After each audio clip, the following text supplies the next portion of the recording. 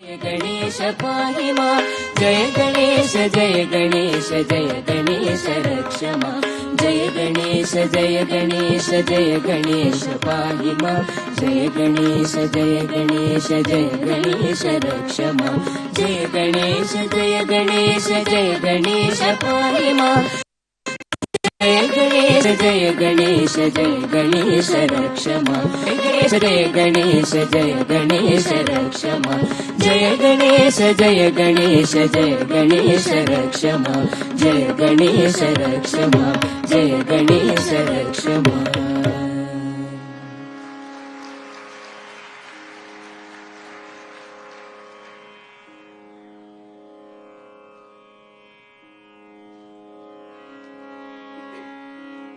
Now we'll be presenting a classic composition of Jagadguru Sri Adi Shankaracharya. This is a very powerful mantra in praise of Lord Shiva. It is called Shivashtakam, and this is composed in the rag Bhattiyar.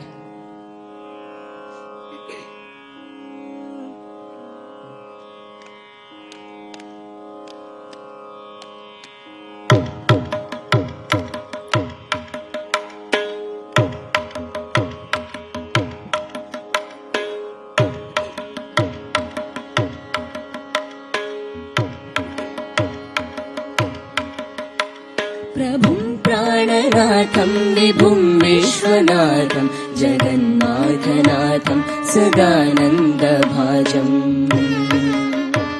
भवद्भव्यभूतेश्वरं भूतनाथं शिवं शङ्करं शम्भुमीशानमीडे, शिवं शङ्करं शम्भुमीशानमीडे, शिवं शङ्करं शम्भुमीशानमीडे।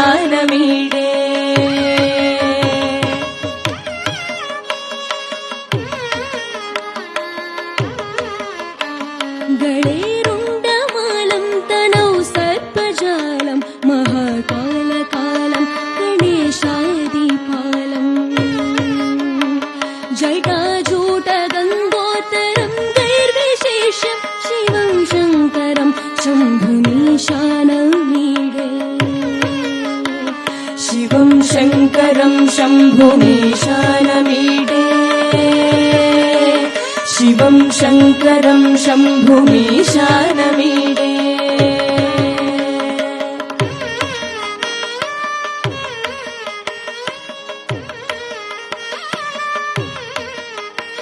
मुदामाकरं मण्डनं मण्डयन्तं महामण्डलं भस्मभूषाधरन्तम्, अनादिं ह्यपारं महामोहमारं शिवं शङ्करं शम्भुमीशानमीडे, शिवं शङ्करं शम्भुमीशानमीडे, शिवं शङ्करं शम्भुमीशानमीडे।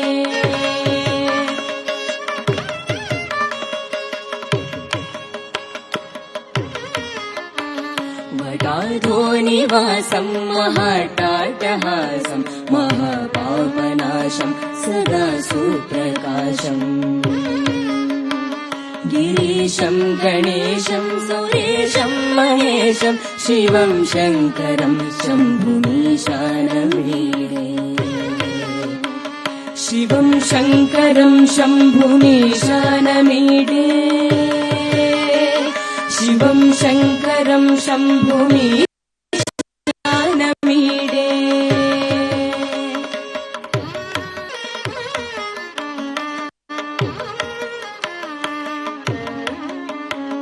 गिरीन्द्रात्मजा संगृहीतार्थदेहं गिरौ संस्थितं सर्वदा सन्निगेहम्,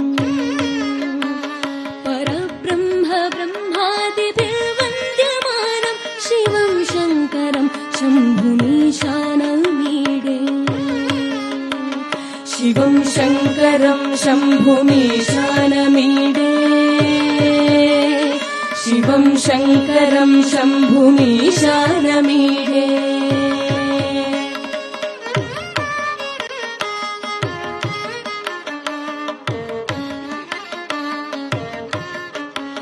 कपालं त्रिशूलं कराभ्यां दधानं परां भोजनं राय कामं ददानम्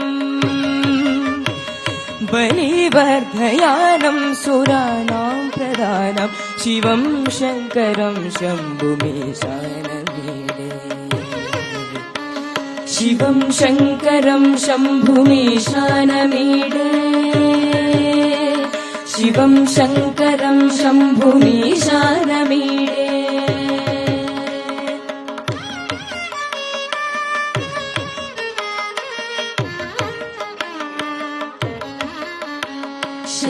शरच्चन्द्रगात्रं गणानन्दपात्रं त्रिनेत्रं पवित्रं गणेशस्य मित्रम् औपन्नाकडत्रं सदा सच्चरित्रं शिवं शङ्करं शम्भुमीशानमीडे शिवं शङ्करं शम्भुमीशानमीडे शिवं शङ्करं शम्भुमीशानमीडे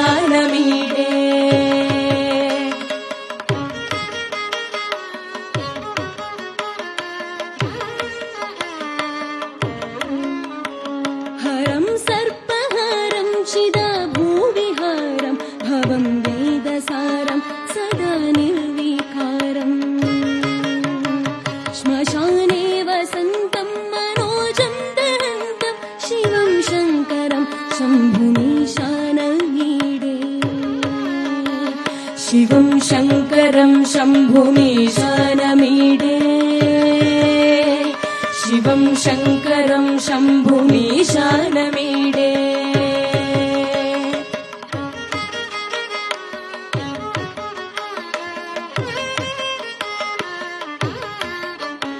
स्वयं यः प्रभाते नरः शूलपाणे पठे स्तोत्ररत्नं त्विह प्राप्य रत्नम्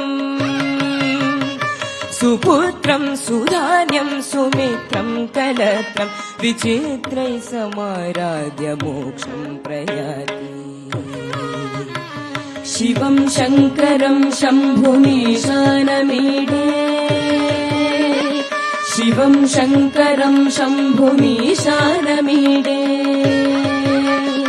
शिवं शङ्करं शम्भुमीशानमीडे शिवं शङ्करं शम्भुमीशानमीडे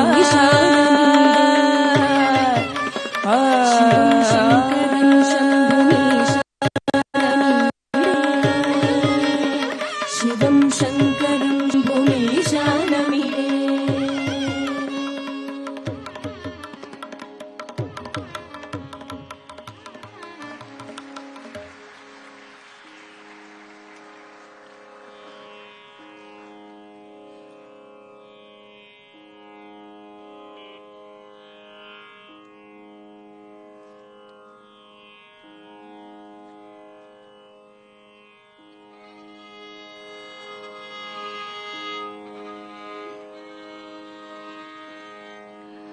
Next we'll be singing Shiva Panchakshara Stotram, and another famous composition by Jagadguru Sri Adi Shankaracharya. It refers to the importance of 5 sacred syllables Na, Ma, Shi, Va, Ya.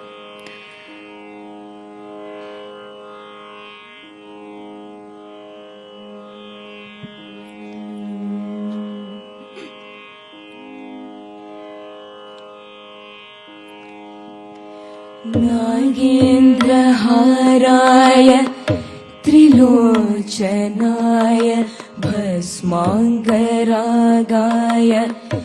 महेश्वराय नागेन्द्रहाराय त्रिलोचनाय भस्माङ्गरागाय महेश्वराय नित्याय शुद्धाय दिगम्बराय तस्मै नकाराय नमः शिवाय नित्याय शुद्धाय दिगम्बराय तस्मै नकाराय नमः शिवाय नमः शिवाय नमः शिवाय नमः शिवाय नमः शिवाय।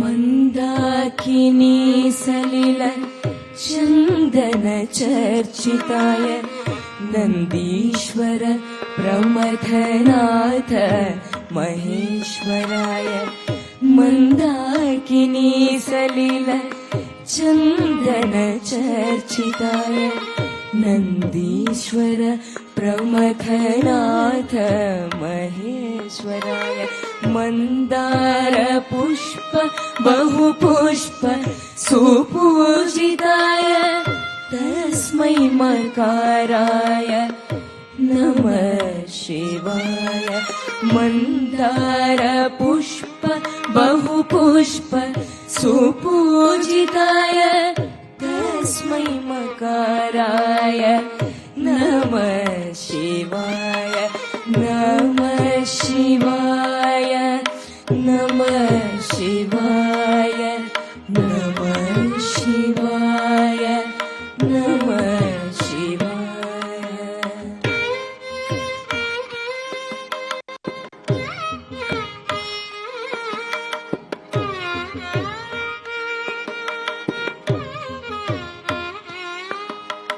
शिवाय गौरीवदनाब्जवृन्द सूर्याय दक्षाध्वरनाशकाय शिवाय गौरीवदनाब्जवृन्द सूर्याय दक्षाध्वरनाशकाय श्रीनीलकण्ठाय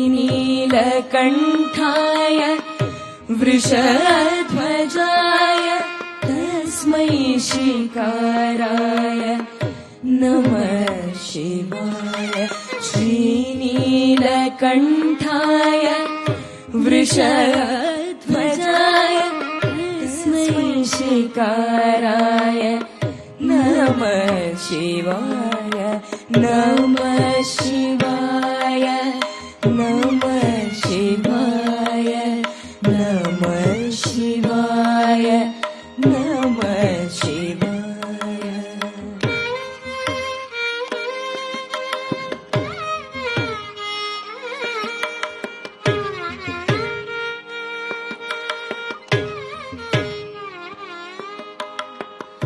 वसिष्ठ कुम्भोद्भव गौतमार्य मुनीन्द्र देवार्चित शेखराय वसिष्ठ कुम्भोद्भव गौतमार्य मुनीन्द्र देवार्चित शेखराय चन्द्रार्क वैश्वानरलोचनाय तस्मै वकाराय नमः शिवाय चन्द्रार्क वैश्वानरलोचनाय तस्मै वकाराय नमः शिवाय नमः शिवाय नमः शिवाय नमः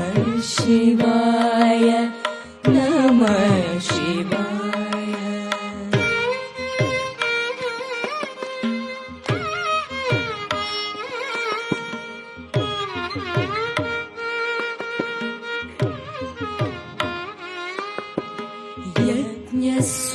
यज्ञस्वरूपाय जटाधराय पिनाकहस्ताय सनातनाय यज्ञस्वरूपाय जटाधराय पिनाकहस्ताय सनातनाय दिव्याय देवाय दिगम्बराय तस्मैयकाराय नमः शिवाय दिव्याय देवाय दिगम्बराय तस्मैयकाराय नमः शिवाय नमः शिवाय नमः शिवाय नमः शिवाय नमः शिवाय नमः शिवाय नमः शिवाय नमः शिवाय नमः शिवाय नमः शिवाय नमः शिवाय नमः शिवाय नमः शिवाय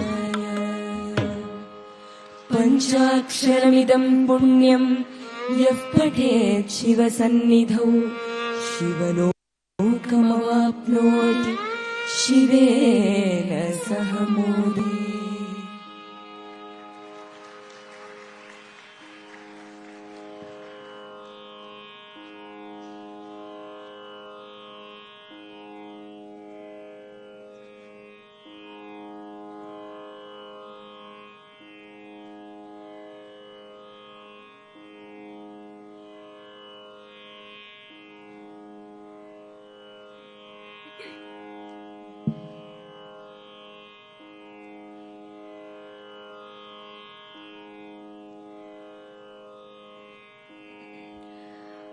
Next, we'll be concluding our concert with Mahishasuramardini Stotram.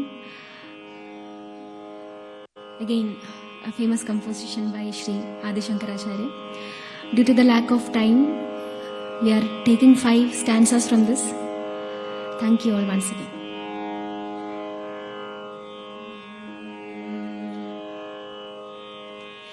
ऐगिरि नन्दिनि नन्दितमेदिनि विश्वविनोदिनि नन्दनुते गिरिवरविन्ध्य शिरोदिनि वासिनि विष्णुविलासिनि विष्णुनुते भगवति हेशिति कण्ठकुटुम्बिनि भूरि कुटुम्बिनि भूरि कृते जय जय हे महिषासुरमर्दिनि रम्यकपर्दिनि शैलसुते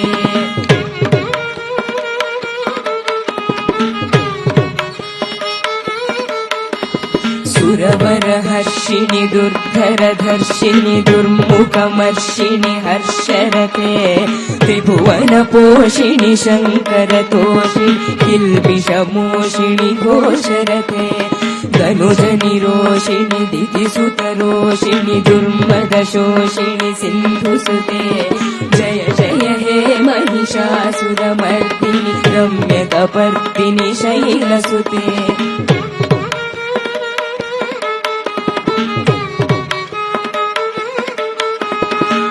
जगदम्ब मदम्ब कदम्ब वनप्रियवासिनि हासरते शिखरि शिरोमणि तुङ्ग हिमालय शृङ्गनिजालय मध्यगते मधु मधुरे मधुकैटभगञ्जिनि कैटभभञ्जिनि रासरते जय जय हे महिषासुरमर्दिनि रम्यकपर्दिनि शैलसुते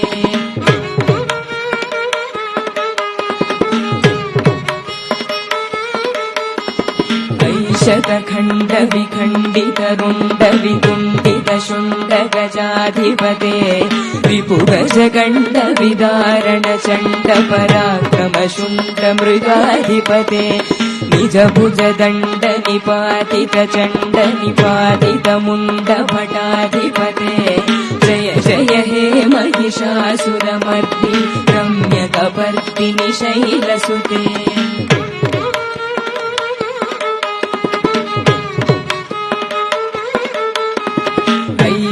दुर्मद शत्रुवधोदित दुर्धर निर्जर शक्ति चतुर विचार धुरीण महाशिवदूत कृता प्रमथाधिपते दुरित दुरीह दुराशय दुर्मति दानवदूत कृतान्तमते जय जय हे Mahishasuramardini रम्यकपर्दिनि शैलसुते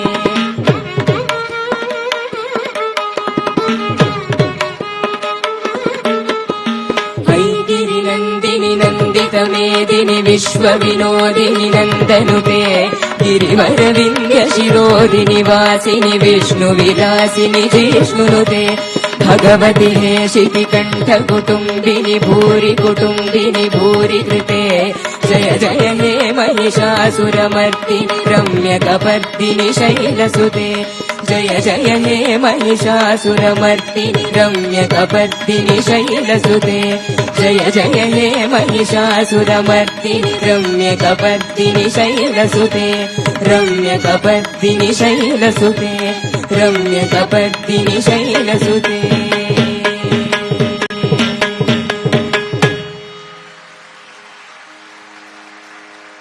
Thank you so much, everyone. It was a great honor to be here in front of all of you, and I hope you all enjoyed our performance. Thank you so much. बहुत बहुत धन्यवाद. आभार सुश्री सूर्या गायत्री और Shri Rahul are Vellal. हम आभारी हैं श्री प्रादेश आचार्य violin वादक और मृदंगम पर संगत करने के लिए सूर्या के पिता और गुरु श्री पीवी अनिल कुमार के. आदरणीय दिव्य सज्जनों, ऋषि परंपरा कहती है नाद रूपो स्मृतो ब्रह्म नादस्य च जनादिनः नाद रूपा पराशक्ति नाद रूपो महेश्वर. नाद ही ईश्वर है, प्राण तत्व है, संपूर्ण जगत नादमय है और नाद ब्रह्म की इसी उपासना का नाम है संगीत. संगीत यानी श्रुतियों का संगम जिन्हें सुना गुना जा सकता है, हमारे चित्त में बसाया जा सकता है. हमारी संत परंपरा ने अपने भक्ति पदों को रचते हुए दरअसल यही विरासत हमारी नाद के संसार को सौंपी और कुछ आवाजों ने इसे अपने साथ समय की अनंत गहराइयों तक जज्ब करते हुए और समय के बहुत पार तक सभ्यताओं को ये आवाजें सौंपी. जब हम आचार्य शंकर की स्रोतों को सुनते हैं, गुनते हैं, हमारे चित्त में बसाते हैं, तो एक ऐसी वैश्विक शांति, करुणा, प्रेम, श्रृंगार, निवेदन, प्रार्थनाएं हमें मुखरित होती दिखाई देती हैं जो कहीं न कहीं हमारे जीवन से वाबस्ता हैं. और इन्हीं तमाम रसों को, भावों को, रसों को जोड़कर हम अपनी मनुष्यता का चेहरा तैयार करते हैं. आचार्य शंकर ने हजारों बरस पहले इसी मनुष्यता को समझा, उसकी आवाज को समझा और अपने सैकड़ों, हजारों, लाखों पदों में मनुष्यता की आवाज को इस तरह से रूपायित किया. सूर्या गायत्री और राहुल आर वेल्लाल एक आश्वासन की तरह अपनी आवाज के जरिए हमारे समय में दस्तक देते हैं और हमें फक्र होता है, हमें गर्व होता है कि आचार्य शंकर ने हजारों बरस पहले जो आवाज इस ब्रह्मांड में उकेरी, उस आवाज को कहीं न कहीं सूर्या गायत्री और राहुल जैसे हमारे उदीयमान कलाकार भी दूर तक जाने का आश्वासन देते हैं. आज आचार्य शंकर सांस्कृतिक एकता न्यास ने आचार्य शंकर की स्मृति को इस तरह से एक उत्सव धर्मी स्वरूप प्रदान करते हुए शंकर प्रकटोत्सव का आयोजन किया है और हम सबका यह सौभाग्य है कि ऋषि परंपरा के ऐसे ही साधक आज अपना सारस्वत उद्बोधन देने के लिए हमारे निमंत्रण पर, हमारे आग्रह पर यहाँ पधारे हैं. हम बहुत ही सम्मान के साथ मंच पर आमंत्रित करना चाहेंगे मध्य प्रदेश के माननीय मुख्यमंत्री श्री शिवराज सिंह चौहान जी को. केरल से हमारे निवेदन पर पधारे वहां के प्रथम नागरिक राज्यपाल श्री आरिफ मोहम्मद खान साहब को और हमारी वेदांत महर्षि स्वामी परमात्मानंद सरस्वती जी, स्वामी प्रणवानंद सरस्वती जी, स्वामी वेद तत्वानंद जी और आदरणीय श्री अंबिका दत्त शर्मा जी को. प्रमुख सचिव संस्कृति आदरणीय श्री शिवशेखर शुक्ला से निवेदन है माननीय मुख्यमंत्री जी, माननीय राज्यपाल महोदय और इन संत विभूतियों को कृपया मंच पर लेकर पधारें. आज जैसा कि हमने आपको पूर्व में सूचित किया, आचार्य शंकर की दार्शनिक मेधा को अपने विभिन्न आयामों के और पक्षों के माध्यम से नया उन्मेष प्रदान करने वाले स्वामी प्रणवानंद सरस्वती जी और डॉक्टर अंबिका दत्त शर्मा को आज हम दार्शनिक दिवस पर, एकात्म दिवस पर उन्हें आचार्य शंकर सांस्कृतिक एकता न्यास की ओर से आपके सबकी साक्षी में सम्मान भेंट करना चाहेंगे. माननीय मुख्यमंत्री जी, माननीय राज्यपाल महोदय, आदरणीय प्रणवानंद सरस्वती जी और अंबिका दत्त शर्मा जी का सारस्वत अभिनंदन करेंगे. मंच पर हम इन सभी का हार्दिक स्वागत करते हैं. प्रमुख सचिव संस्कृति आदरणीय शिवशेखर शुक्ला से हमारा निवेदन है माननीय मुख्यमंत्री जी, माननीय राज्यपाल महोदय और मंचासीन विभूतियों का। आचार्य शंकर जी। अतिथि देवो भव की हमारी परंपरा है और हम तो मेजबान हैं, मेहमान नहीं हैं। इसलिए सबसे पहले मैं स्वयं केरल के माननीय राज्यपाल महोदय का, जो हमारे निमंत्रण पर पधारे हैं, स्वामी जी का, जिनकी कृपा सदैव मध्य प्रदेश पर बरसती है, मैं स्वयं मध्य प्रदेश की 8.5 करोड़ जनता की ओर से उनका स्वागत करूंगा, उनका अभिनंदन करूंगा।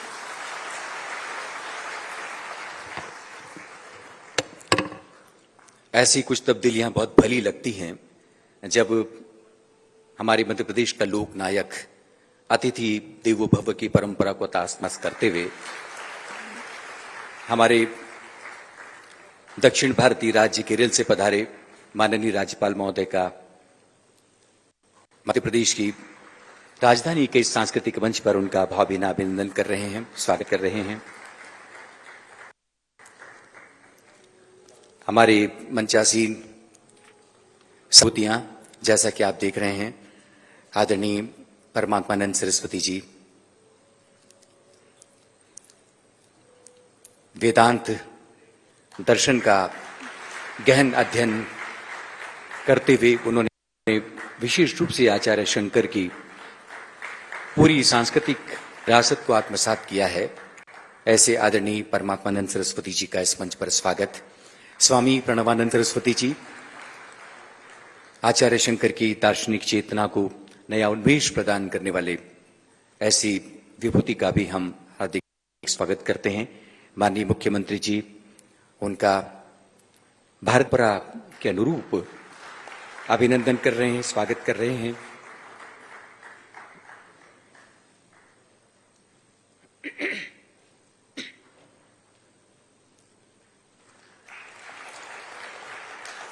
आदरणीय वेद तत्वानंद जी, जिनका एक वृद्ध सानिध्य हमें प्राप्त है, आचार्य शंकर सांस्कृतिक एकता न्यास में लगातार उनका सानिध्य, उनकी उपस्थिति, उनका मार्गदर्शन हम सबका हासिल बन गया है। ऐसे वेद तत्वानंद जी का अभिनंदन, स्वागत। और मूर्धन्य दर्शन शास्त्री आदरणीय श्री अंबिका दत्त शर्मा जी सागर से पधारे हैं। और हम याद कर सकते हैं, सागर में जब हमने अद्वैत उत्सव का आयोजन किया था, उस अंतर्राष्ट्रीय वैचारिक समागम में एक सूत्रधार की भूमिका आदरणीय अंबिका दत्त शर्मा जी ने आचार्य सांस्कृतिक एकता न्यास के साथ बनाई थी। इस मंच पर उनका भी अभिनंदन, स्वागत। और इसी के साथ अब हम आमंत्रित करेंगे सांस्कृतिक एकता न्यास के प्रभारी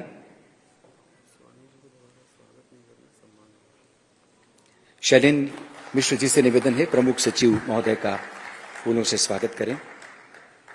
माननीय मुख्यमंत्री जी का अभिनंदन, स्वागत सांस्कृतिक एकता न्यास की ओर से, मध्य प्रदेश शासन संस्कृति विभाग की ओर से।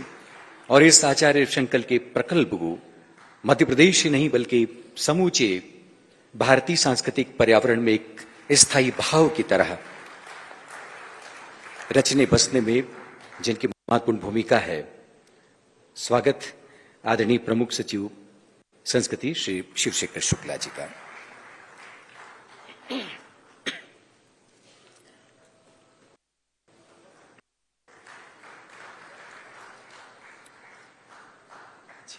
मुझे 2 बुके और चाहिए होंगे, क्योंकि बेटी सूर्या भारती और राहुल, इन दोनों का भी मैं अभिनंदन करना चाहूंगा और मैं उनसे निवेदन करूंगा कि वो मंच पे आ जाए। है फटाफट ले आ बेटी, माला ले।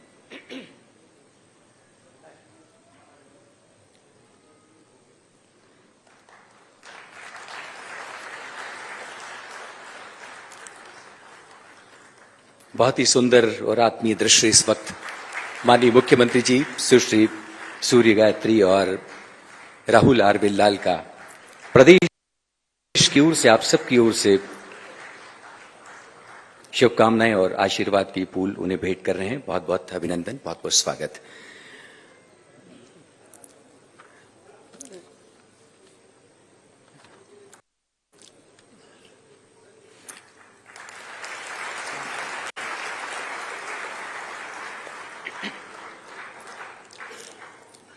आदरणीय महानुभावों, जब हम आचार्य शंकर की दार्शनिक परंपरा को देखते हैं तो हमें दो आयाम दिखाई देते हैं।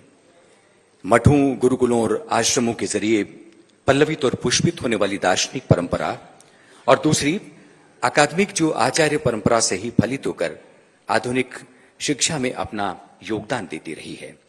आज इसी परंपरा का सुमिरन करते हुए हमने दो दर्शन शास्त्रियों को इस मंच पर सम्मानित करने का निर्णय लिया है, और हम चाहेंगे कि माननीय मुख्यमंत्री जी और माननीय राज्यपाल महोदय हमारे ऐसे दर्शन शास्त्रियों को इस मंच पर उन्हें सम्मान भेंट करें। इस क्रम में सबसे पहले आमंत्रित हैं स्वामी प्रणवानंद सरस्वती जी। स्वामी प्रणवानंद सरस्वती जी का जन्म नेपाल में हुआ।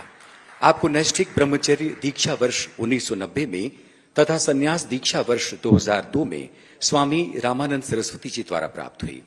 संपूर्णानंद संस्कृत विश्वविद्यालय वाराणसी से आपने वेदांत में आचार्य की उपाधि प्राप्त की है। स्वामी विश्वात्मानंद जी साधना सदन के सानिध्य में शांकर और शांकरोत्तर अद्वैत वेदांत के अध्ययन का आपको सुयोग प्राप्त हुआ। संप्रति आप ब्रह्मलीन परम पूज्य स्वामी रामानंद सरस्वती महाराज द्वारा संस्थापित श्री मार्कंडेय संन्यास आश्रम ओंकारेश्वर मध्य प्रदेश के प्रमुख आचार्य हैं, और स्वाध्याय प्रवचनाभ्याम न प्रमदितव्यम इस श्रुति को अपने जीवन में आत्मसात। प्रस्थानत्रयी पर भगवत पाद आचार्य शंकर के भाष्यों का गहन अनुशीलन करते हुए शांकरी ब्रह्म विद्या परंपरा को अध्ययन अध्यापन के माध्यम से देश के कोने कोने तक अंतेवासियों, सन्यासियों और गृहस्थों के बीच प्रचारित और प्रसारित करने हेतु संकल्प को चरितार्थ कर रहे हैं। आज दिनांक 6 मई 2022 शंकराचार्य जयंती एकात्मता दिवस दार्शनिक दिवस के अवसर पर भगवत पाद आचार्य शंकर प्रणीत अद्वैत वेदांत और उससे फलित होने वाले एकात्म जीवन दर्शन और सार्वभौमिक एकात्मता के विश्वजनीन संदेश के प्रति आपकी अखंड निष्ठा और उसके लोकव्यापी प्रचार प्रसार में आपकी अहर्निश संलग्नता को सम्मानित करते हुए आचार्य शंकर सांस्कृतिक एकता न्यास संस्कृति विभाग मध्य प्रदेश शासन गौरवान्वित है। प्रशस्ति पाठ के बाद अब हम माननीय मुख्यमंत्री जी और माननीय राज्यपाल महोदय से निवेदन करते हैं वे संयुक्त रूप से स्वामी प्रणवानंद सरस्वती जी को यह एकात्म सम्मान भेंट करें।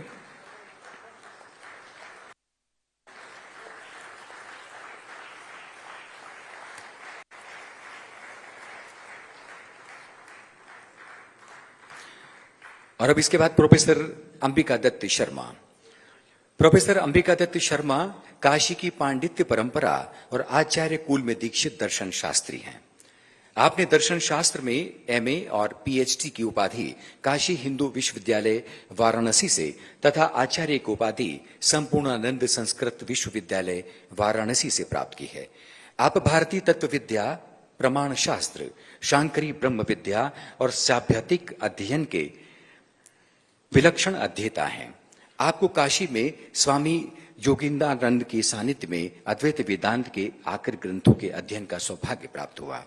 दर्शन और संस्कृति चिंतन के क्षेत्र में आपके वैचारिक विमर्श परक लेख समकालीन भारतीय दार्शनिक जगत में समादृत हैं। संप्रति आप डॉक्टर गौर विश्वविद्यालय में दर्शन शास्त्र विभाग के अध्यक्ष के पद को सुशोभित करते हुए आचार्य शंकर सांस्कृतिक एकता न्यास संस्कृति विभाग मध्य प्रदेश शासन के शंकर फेलो हैं और आधुनिक सभ्यता के विकल्प में अद्वैत वेदांत के सभ्यता दर्शन को विश्वतोमुख बनाकर दुनिया के सामने प्रस्तुत करने हेतु शोधरत हैं। आज दिनांक 6 मई 2022 शंकराचार्य जयंती एकात्मता दिवस दार्शनिक दिवस के अवसर पर भगवत पाद आचार्य शंकर प्रणीत अद्वैत वेदांत और उससे फलित होने वाले एकात्म जीवन दर्शन और सार्वभौमिक एकात्मता के विश्वजनीन संदेश के प्रति आपकी अखंड निष्ठा और उसके लोकव्यापी प्रचार प्रसार में आपकी अहर्निश अकादमिक संलग्नता को सम्मानित करते हुए आचार्य शंकर सांस्कृतिक एकता न्यास संस्कृति विभाग मध्य प्रदेश शासन गौरव का अनुभव करता है। माननीय मुख्यमंत्री जी और आदरणीय श्री आरिफ मोहम्मद खान केरल के माननीय राज्यपाल महोदय, प्रोफेसर अंबिका दत्त शर्मा को आचार्य शंकर की दार्शनिक परंपरा को, आचार्य परंपरा को नया उन्मेष प्रदान करने में उनके महती योगदान के लिए यह सम्मान अर्पित कर रहा है। आदरणीय दिव्य सज्जनों, किसी ने कहा है कि संत अध्यात्म के आकाश में इंसानियत का इंद्रधनुष होते हैं, सौंदर्य के सितार पर सद्भावना का संगीत होते हैं, प्यार की पीढ़ी पर परमात्मा की प्रार्थना होते हैं और विकृति के बाजार में संस्कृति का शंखनाद होते हैं।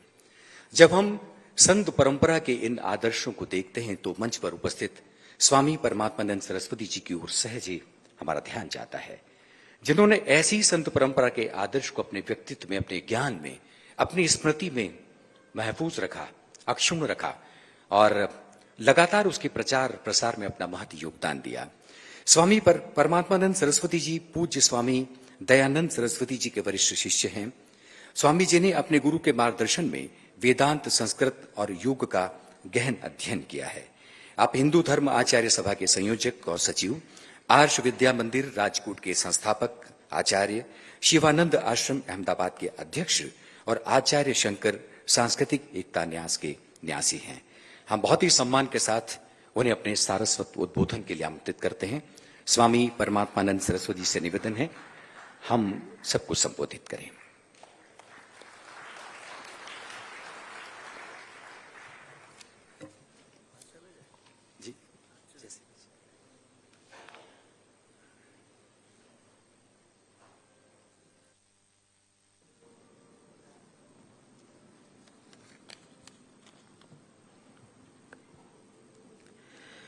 ओम नमो ब्रह्मादिभ्यो ब्रह्म विद्या संप्रदाय कर्तृभ्यो वंश ऋषिभ्यो महद्भ्यो नमो गुरुभ्यः। सर्वोपप्लवरहितः प्रज्ञानघनः प्रत्यगर्थो ब्रह्मैवाहमस्मि। ओम शांति शांति शांतिः। श्रुतिस्मृतिपुराणानाम् आलयं करुणालयं नमामि भगवत्पादं शंकरं लोकशंकरं। शंकरं शंकराचार्यं केशवं बादरायणं सूत्रभाष्यकृतौ वन्दे भगवन्तौ पुनः पुनः। अज्ञानतिमिरान्धस्य ज्ञानाञ्जनशलाकया चक्षुरुन्मीलितं येन तस्मै श्रीगुरवे नमः।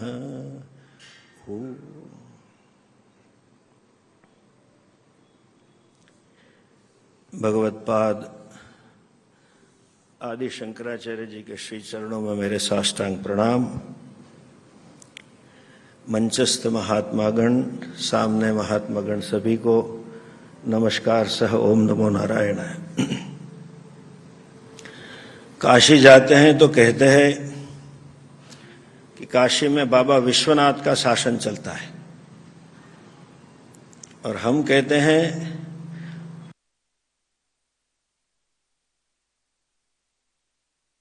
पूरी दुनिया पे महाकाल का शासन चलता है। महाकाल का एक स्वरूप है, रुद्र कहते हैं उसको, उसका एक स्वरूप है रुद्राणाम शंकरश्चास्मि। वो शंकर जो सदा शिव है, उसकी शिव कृपा निरंतर जिनके पर बरसती रही है, इससे न केवल मध्य प्रदेश के लेकिन सभी संतों के प्रिय और आशीर्वाद प्राप्त आदरणीय शिवराज सिंह जी चौहान जी,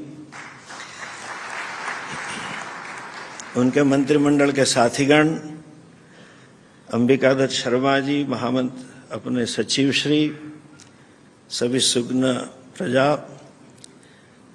आजकल समस्याओं की बहुत बातें होती है, पर्यावरण की समस्या है, ग्लोबल वार्मिंग की समस्या है, पानी की समस्या है, आने वाली है। मैं समझता हूं आजकल बौद्धिक प्रामाणिकता की समस्या सबसे गहन है। We have no intellectual honesty, और विशेषतः शासन, राजकारण और धर्म भी नहीं रही। ऐसे अत्यंत इंटेलेक्चुअली ऑनेस्ट और जिनकी तारीफ करने में हम थकते नहीं है, ऐसे आज के मुख्य अतिथि श्री आरिफ मोहम्मद खान जी, सबको मेरे नमस्कार। सभी भाइयों बहनों को नमस्कार। हम अपने स्वराज्य की 75वीं सालगिरह मना रहे हैं, अमृत महोत्सव। जब तक हम समझते हैं कि स्वराज्य की यथा योग्य व्याख्या और स्वराज्य की प्राप्ति हमें भगवत्पाद शंकराचार्य जी ने ही कराई है। ये पूरा देश हमारा विभिन्नताओं से भरा पड़ा है, प्रांतीय विभिन्नता, diversity, regional, language wise diversity, उपासना के माध्यम से भी डाइवर्सिटी है, और इतनी विरोधाभास वाली डाइवर्सिटी में भी एक अदृश्य सूत्र जो बड़ा प्रबल था, जिसने इस देश को कई सदियों तक एक रूप तक बांध के रखा, वो एक ही सूत्र था, हमारी आध्यात्मिक, धार्मिक और सांस्कृतिक एकता। जब तक इस देश में धार्मिक, सांस्कृतिक, आध्यात्मिक ऐक्य नहीं प्रस्थापित होगा, तब तक अखंड भारत की कल्पना हम नहीं कर सकते। पॉलिटिकली शायद हम भारत के खंड किए अंग्रेजों ने, लेकिन जब भी आप उस देशों में जाओगे तो हमें अपनापन महसूस होता है, और उनको भी भारतीय के प्रति, चाहे आप बर्मा जाइए या श्रीलंका जाइए, उनको भी अपने प्रति अपनापन महसूस होता है। उसका कारण देश में एकता का कारण धार्मिक और सांस्कृतिक एकता है। यहां तक कि जितने धर्म या संप्रदाय इस देश में उद्भूत हुए, चाहे जैन हो या बुद्ध हो या सिख हो या कोई भी हो, सभी के सांस्कृतिक मूल्य एक ही रहे हैं। सिख भी चाहते हैं कि हमारे बेटे राम लखन जैसे ही हो, ये भी चाहते हैं कि हमारे घर में ऐसा ही संप हो, मातृदेवो भव पितृदेवो भव। जैनियों में, बुद्धों में, सिख में सभी यही वैल्यू है। सांस्कृतिक एकता से पूरे भारत को बांधने का काम भगवत्पाद शंकराचार्य जी ने किया था, और जो उस समय स्थिति थी, कहीं मैं समझता हूं आज भी वही है। इसलिए आज हमें शंकराचार्य जी को, जैसे नारद जी भागवत में कहते हैं ना भक्ति देवी को, स्थापयिष्यामि गेहे गेहे जने जने, उसी तरह से एकात्म दर्शन को पूरे भारत में पुनः प्रस्थापित करने की आवश्यकता है। और उस आवश्यकता को सिद्ध करने के लिए शिवराज सिंह जी के नेतृत्व में एक सांस्कृतिक न्यास और पूरा प्रकल्प चल रहा है। क्या परिवर्तन है आप देखिए। उस समय भी अराजकता थी, ऐसा विद्वानों ने लिखा है। कई 72 संप्रदाय, मत मतांतर चल रहे थे। सिद्धांत के बजाय विधि विधानों पर आग्रह था, श्रद्धा के बजाय दिखाओ पे बात ज्यादा थी। इतना ही नहीं, उसी समाज में नैतिक मूल्य, जिसको कहेंगे values of the life, social values, religious values, cultural values, उसी में ह्रास हुआ था। उस समय भगवत्पाद का अवतरण हुआ और सबको उन्होंने उस समय एकत्रित किया। आज हम देखेंगे हमारे धर्म में पिछले 50 सालों से परिवर्तन आया है।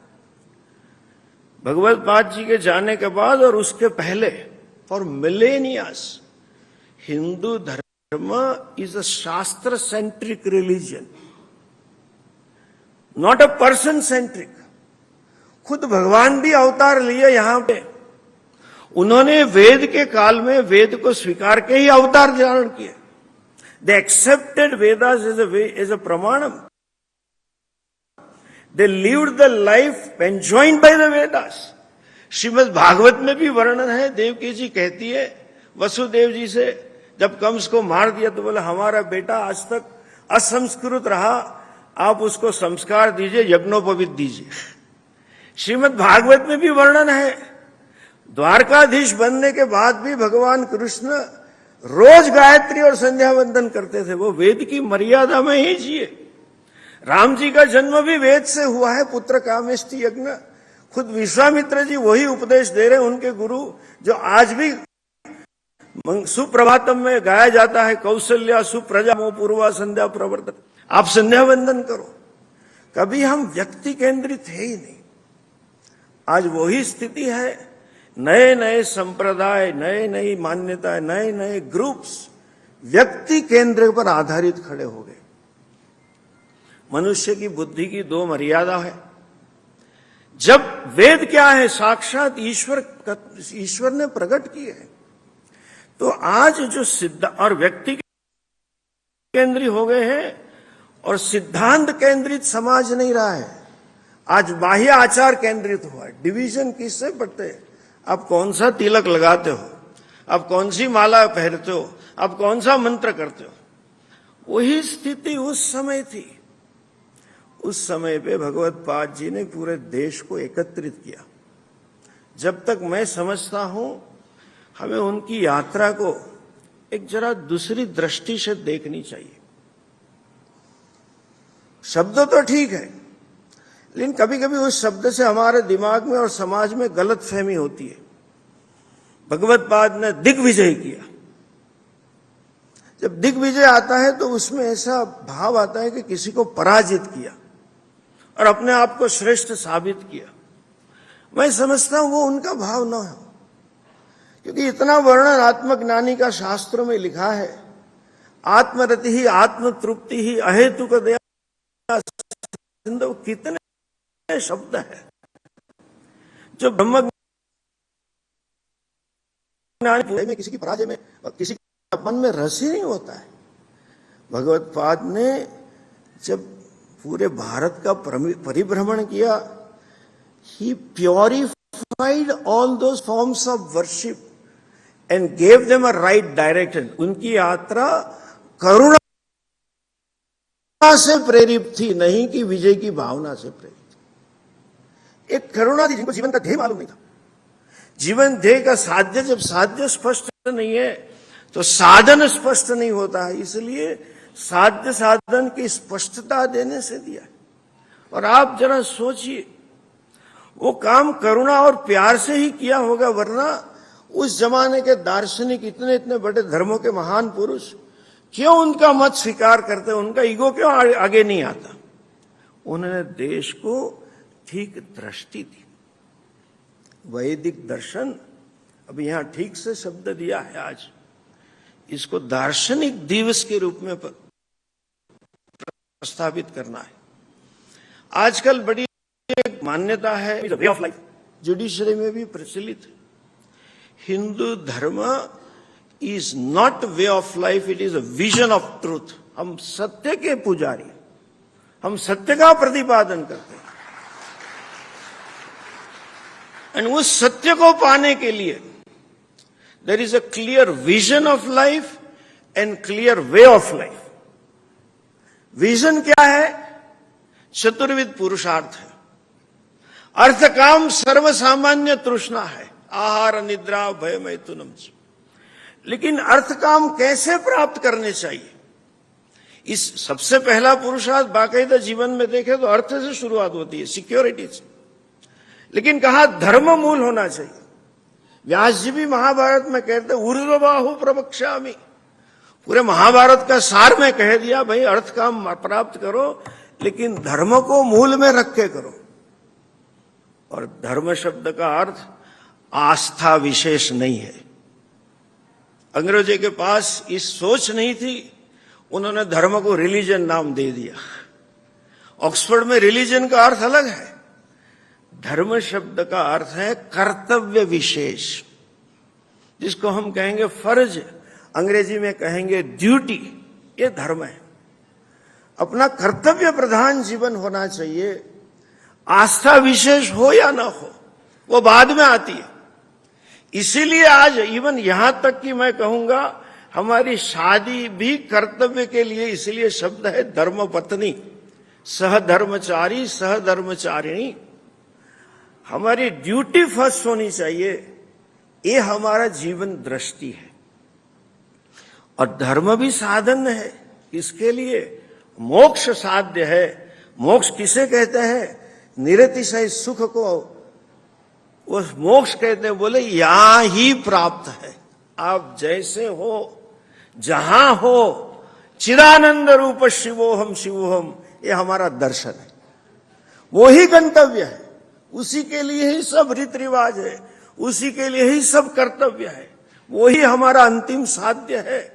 और वो कहते यही प्राप्त करना। यहां तक कि भगवान ने कह दिया अपिचेतसी सुदुराचारो अपिचेतसी पाप कृतमः, सर्वश्रेष्ठ पापी हो, सर्वश्रेष्ठ दुराचारी हो, लेकिन तुम नित्य शुद्ध हो, तुम नित्य मुक्त हो, तुम चिदानंद हो, यहां तक कह दिया।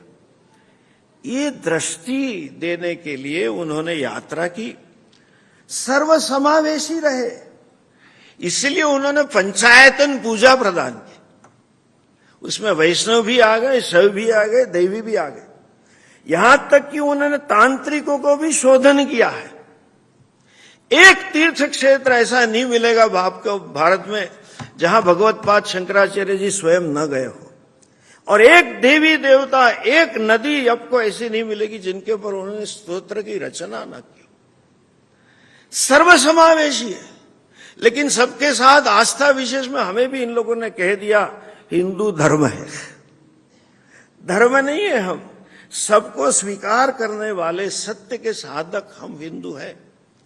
और आज के समय में न केवल भारत में आवश्यक है, मैं समझता हूं पूरे विश्व में आवश्यक है। आपको जानकर बड़ा आश्चर्य होगा, 2000 की साल में यूनाइटेड नेशंस ने एक मिलेनियम पीस समिट रखा था। वैसे तो यूनाइटेड नेशन की स्थापना विश्व शांति के लिए हुई थी। शायद उनकी सोच, ये मेरा मानना है कि we could not achieve the world peace through political means, let us look at the spiritual and religious heads. तो उन्हें सभी दुनिया के सभी धर्मों के सब आचार्यों को बुलाए थे। अपने भी गए थे। हिंदू धर्म का सबसे बड़ा कॉन्टिजेंट था। पूज्य स्वामी दयानंद जी हमारे गुरुजी ही उसका नेतृत्व कर रहे थे। उन्होंने एक पेपर सबमिट किया था। वो समिट के पहले हार्वर्ड को उन्होंने एक रिसर्च पेपर दिया। भैया आप सोचो कि अगली in last century and last millennia what were the prime causes of the war in the world. Unfortunately none of the religious leaders read the paper, and they kept on telling, everybody kept on telling, we believe in one God. In paper में ऐसा इसी research आई थी कि अगले Melania में 60% से ज्यादा युद्ध धर्म के नाम पे हुए, और एक भी युद्ध हिंदू धर्म के ऊपर नहीं हुआ था, क्योंकि हम सर्वसमावेश। हमारे गुरुजी ने बड़े उनकी कंक्लूडिंग लेक्चर में कहा कि everybody said we believe in one God, we don't believe in one God, we believe in only God. ईशावास्यम इदम, there is nothing other than God. Siya Ram मैं जग जानी, करहूं प्रणाम जोरी पानी। जब तक ये दृष्टि व्यवहार में नहीं आएगी, ये हमारे प्रतिक्षण व्यवहार में, जब पूरी सृष्टि ईश्वर की अभिव्यक्ति है, हमारे लिए जगत भोग्य नहीं है, जगत पूज्य है। आज ऐसा बना दिया, कभी कभी हम सुनते हैं, मुझे बड़ा दुख होता है, India is a great market. अरे क्या भाई मैं कमोडिटी हूं क्या? इंडिया में कोई कमोडिटी नहीं है। भारत के लिए सब पूज्य है। और महापुरुषों ने, अद्वैत दर्शन प्राप्त किए हुए महापुरुषों ने सर्वम खलु इदम ब्रह्म नेह नानास्ति किंचन देख लिया है। और यह दृष्टि व्यवहार में कैसे आई? Unless you have a knowledge, you have an attitude, एक भावना से हम चले।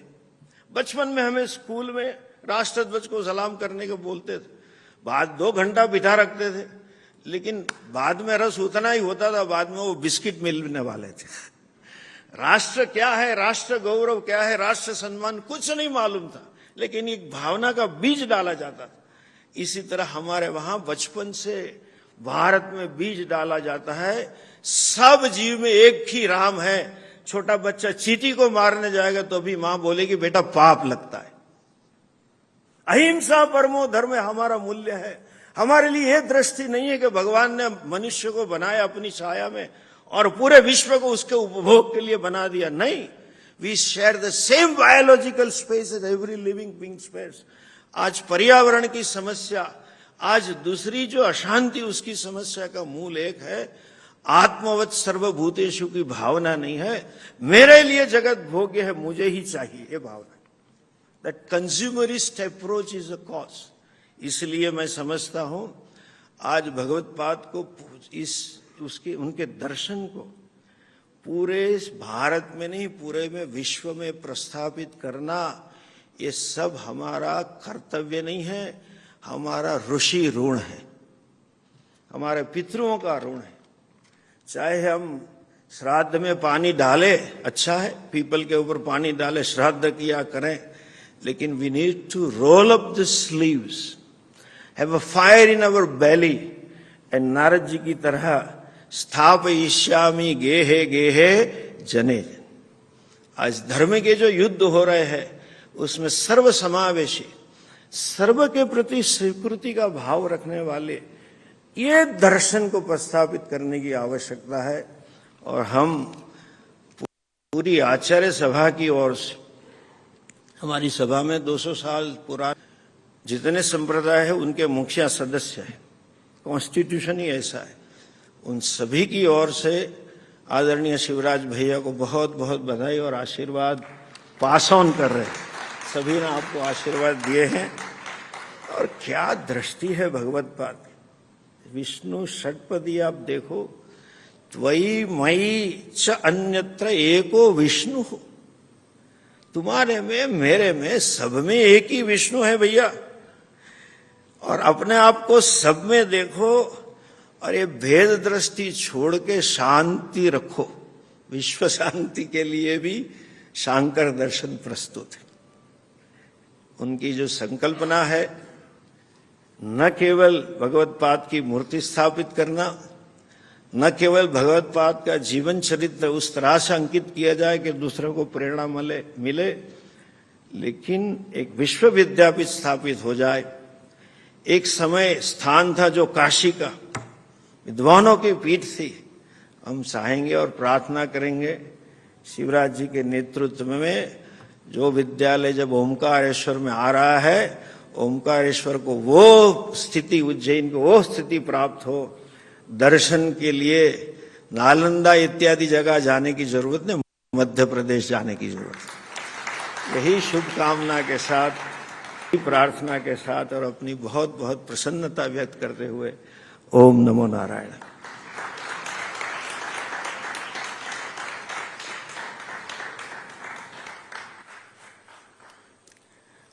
बहुत बहुत धन्यवाद स्वामी जी। और स्वामी जी ने जिस स्वप्न की बात की और जिसके लिए साधुवाद माननीय मुख्यमंत्री को दिया, वो स्वप्न दरअसल एक आंख से चलकर कई सारी आंखों में स्थानांतरित हुआ और इस तरह से एक महास्वप्न हम लोग इस वक्त आचार्य शंकर की स्मृति के साथ देख रहे हैं।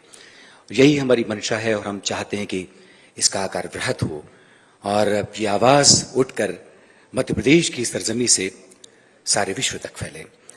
जब इस आकार के साथ में, इस संकल्प के साथ में जब हमने चलना शुरू किया तो हम सबको याद आती है 7 फरवरी 2017 की, जब इस अनुष्ठानिक श्रृंखला की हमने शुरुआत की थी और आदि शंकराचार्य की दीक्षा स्थली ओंकारेश्वर में एक दिव्य समारोह भारत के श्रेष्ठ संत आचार्यों के पावन सानिध्य में हमने आयोजित किया था। और इसी समारोह में आदि शंकराचार्य की 108 फीट ऊंची धातु प्रतिमा की स्थापना का सामूहिक संकल्प भी हमने लिया था। अद्वैत वेदांत संस्थान की परिकल्पना ने वहीं से एक मूर्त रूप लेना शुरू किया और आप सबसे ये साझा करते हुए हमें खुशी है कि हम इस सपने के बहुत पास पहुंच रहे हैं और उस मुहूर्त की प्रतीक्षा कर रहे हैं जब हम सब ओंकारेश्वर पर्वत पर आदि शंकराचार्य की 108 फीट ऊंची प्रतिमा के अनावरण के उस क्षण के साक्षी बनेंगे। आज इस अवसर पर हमारे निवेदन पर श्रृंगेरी शंकराचार्य जी ने अनुग्रह संदेश हम सबको भेजा है और इसी के साथ जर्नी फॉर वननेस, एक छोटी सी फिल्म जो हमारी एकात्म यात्रा के साथ आज तक के हमारे इस क्षण को संजोती है। ये मिलकर हम सब एक वीडियो देखेंगे। आपको बता दूं कि आदरणीय श्रृंगेरी शंकराचार्य जी ने लगभग आधा घंटा अनुग्रह संदेश हम सबसे साझा किया था। हम 2 मिनट का एक अंश इस वक्त यहाँ पर प्रसारित करेंगे। बाकी पूरा का पूरा संदेश आप हमारे न्यास के YouTube चैनल पर देख सकते हैं। आइए हम सब मिलकर देखते हैं अ जर्नी फॉर वननेस, ये लघु फिल्म। आप सबका ध्यान हम इस स्क्रीन पर चाहेंगे।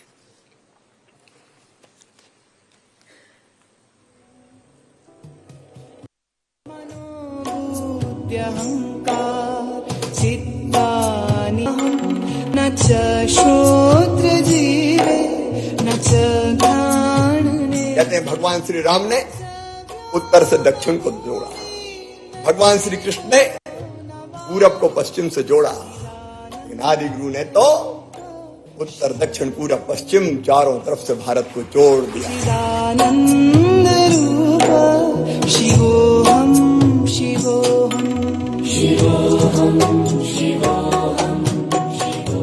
आज हमारा भी कर्तव्य है कि हम अपने संतों के मार्गदर्शन में इस वेदांत को, अद्वैत वेदांत को, अद्वैत के सिद्धांत को जन जन तक ले जाएं।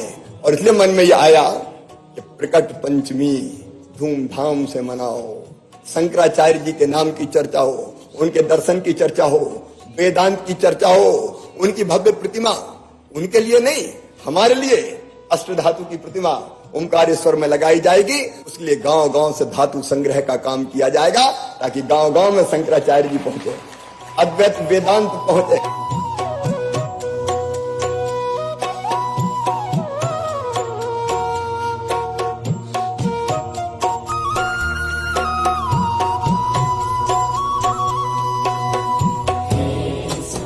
अगर प्रतिमा के लिए धातु संग्रह का काम करना है तो कौन करे?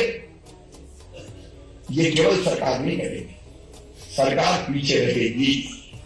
आगे कौन रहेगा? संत आगे रहेंगे, उनके पीछे समाज, सबसे पीछे सरकार, क्योंकि ये काम संतों के मार्गदर्शन में बेहतर होगा। और संतों से निवेदन करता हूं इस अभियान को आप संभाले। आपके चरणों में प्रणाम, कृपा करके आप पधारे। मैं सचमुच में आभारी हूं।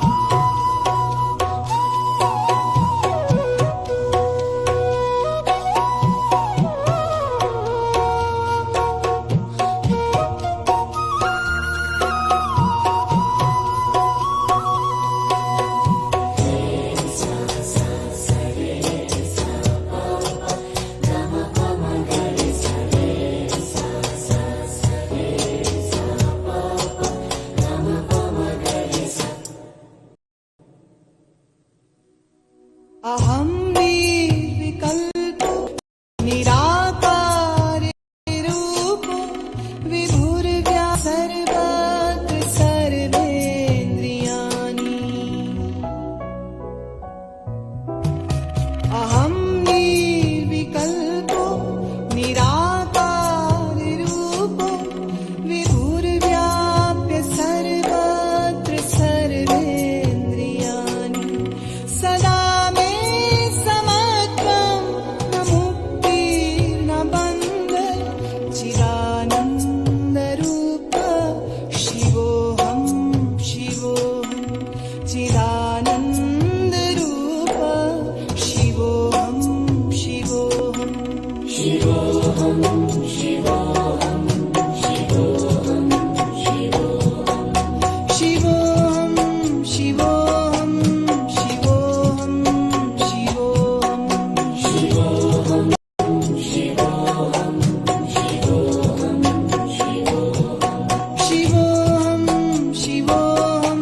शिवोहम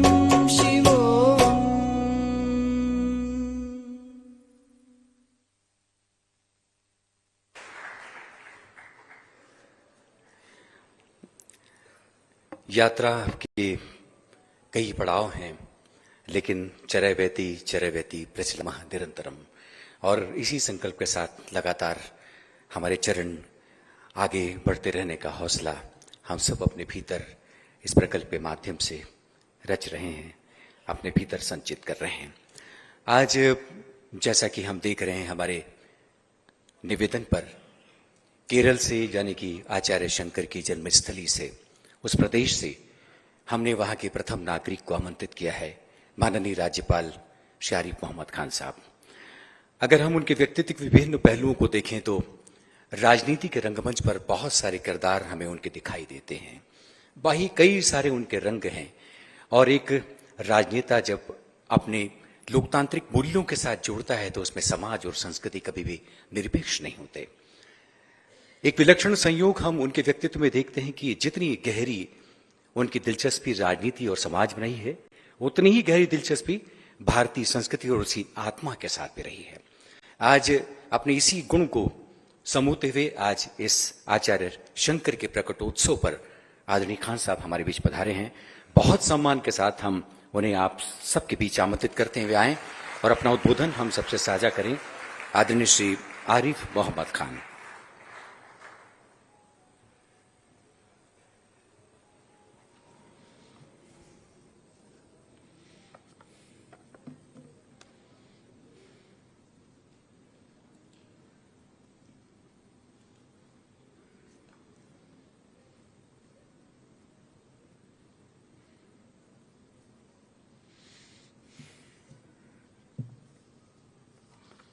मध्य प्रदेश के माननीय मुख्यमंत्री श्री शिवराज जी चौहान,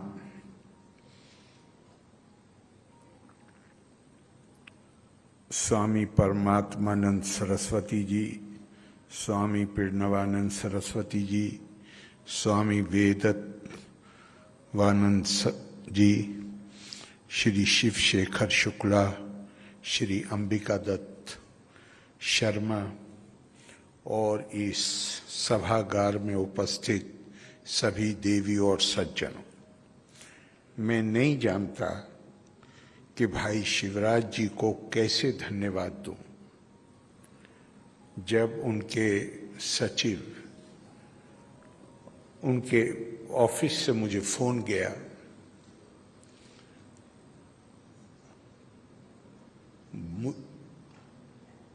मैं उस वक्त बेंगलोर में था और कार्यक्रम 6 आज के लगे हुए थे, लेकिन ये मौका मिले कि मैं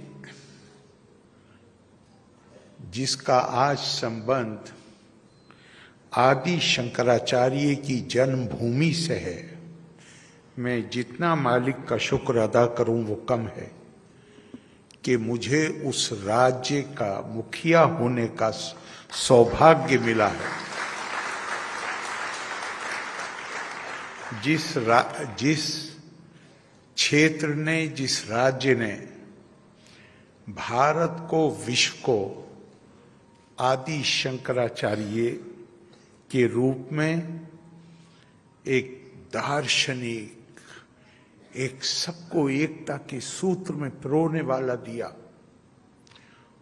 और उस जन्मभूमि से संबद्ध होने के कारण मेरे दिल में कैसी भावना पैदा हुई होगी जब मुझे ये निमंत्रण मिला कि मैं उस कार्यक्रम में भाग लेने जा रहा हूं जो आदि शंकर की दीक्षा भूमि है। शंकर ज्ञान की प्राप्ति के लिए गुरु को तलाश करते हुए यहां पहुंचे, और हम आपका कभी धन्यवाद नहीं आपको दे सकते शिवराज जी। जिस तरह आपने जो कल्पना की है और जो आप प्रोजेक्ट बना रहे हैं ओंकारेश्वर में, जब मुझे आज शाम पांडे जी ने पूरी चीज सुनाई तो पहली चीज जो मेरे दिमाग में आई, ये कोई मध्य प्रदेश तक सीमित नहीं रहेगा आपका प्रोजेक्ट, ये भारत तक भी सीमित नहीं रहेगा।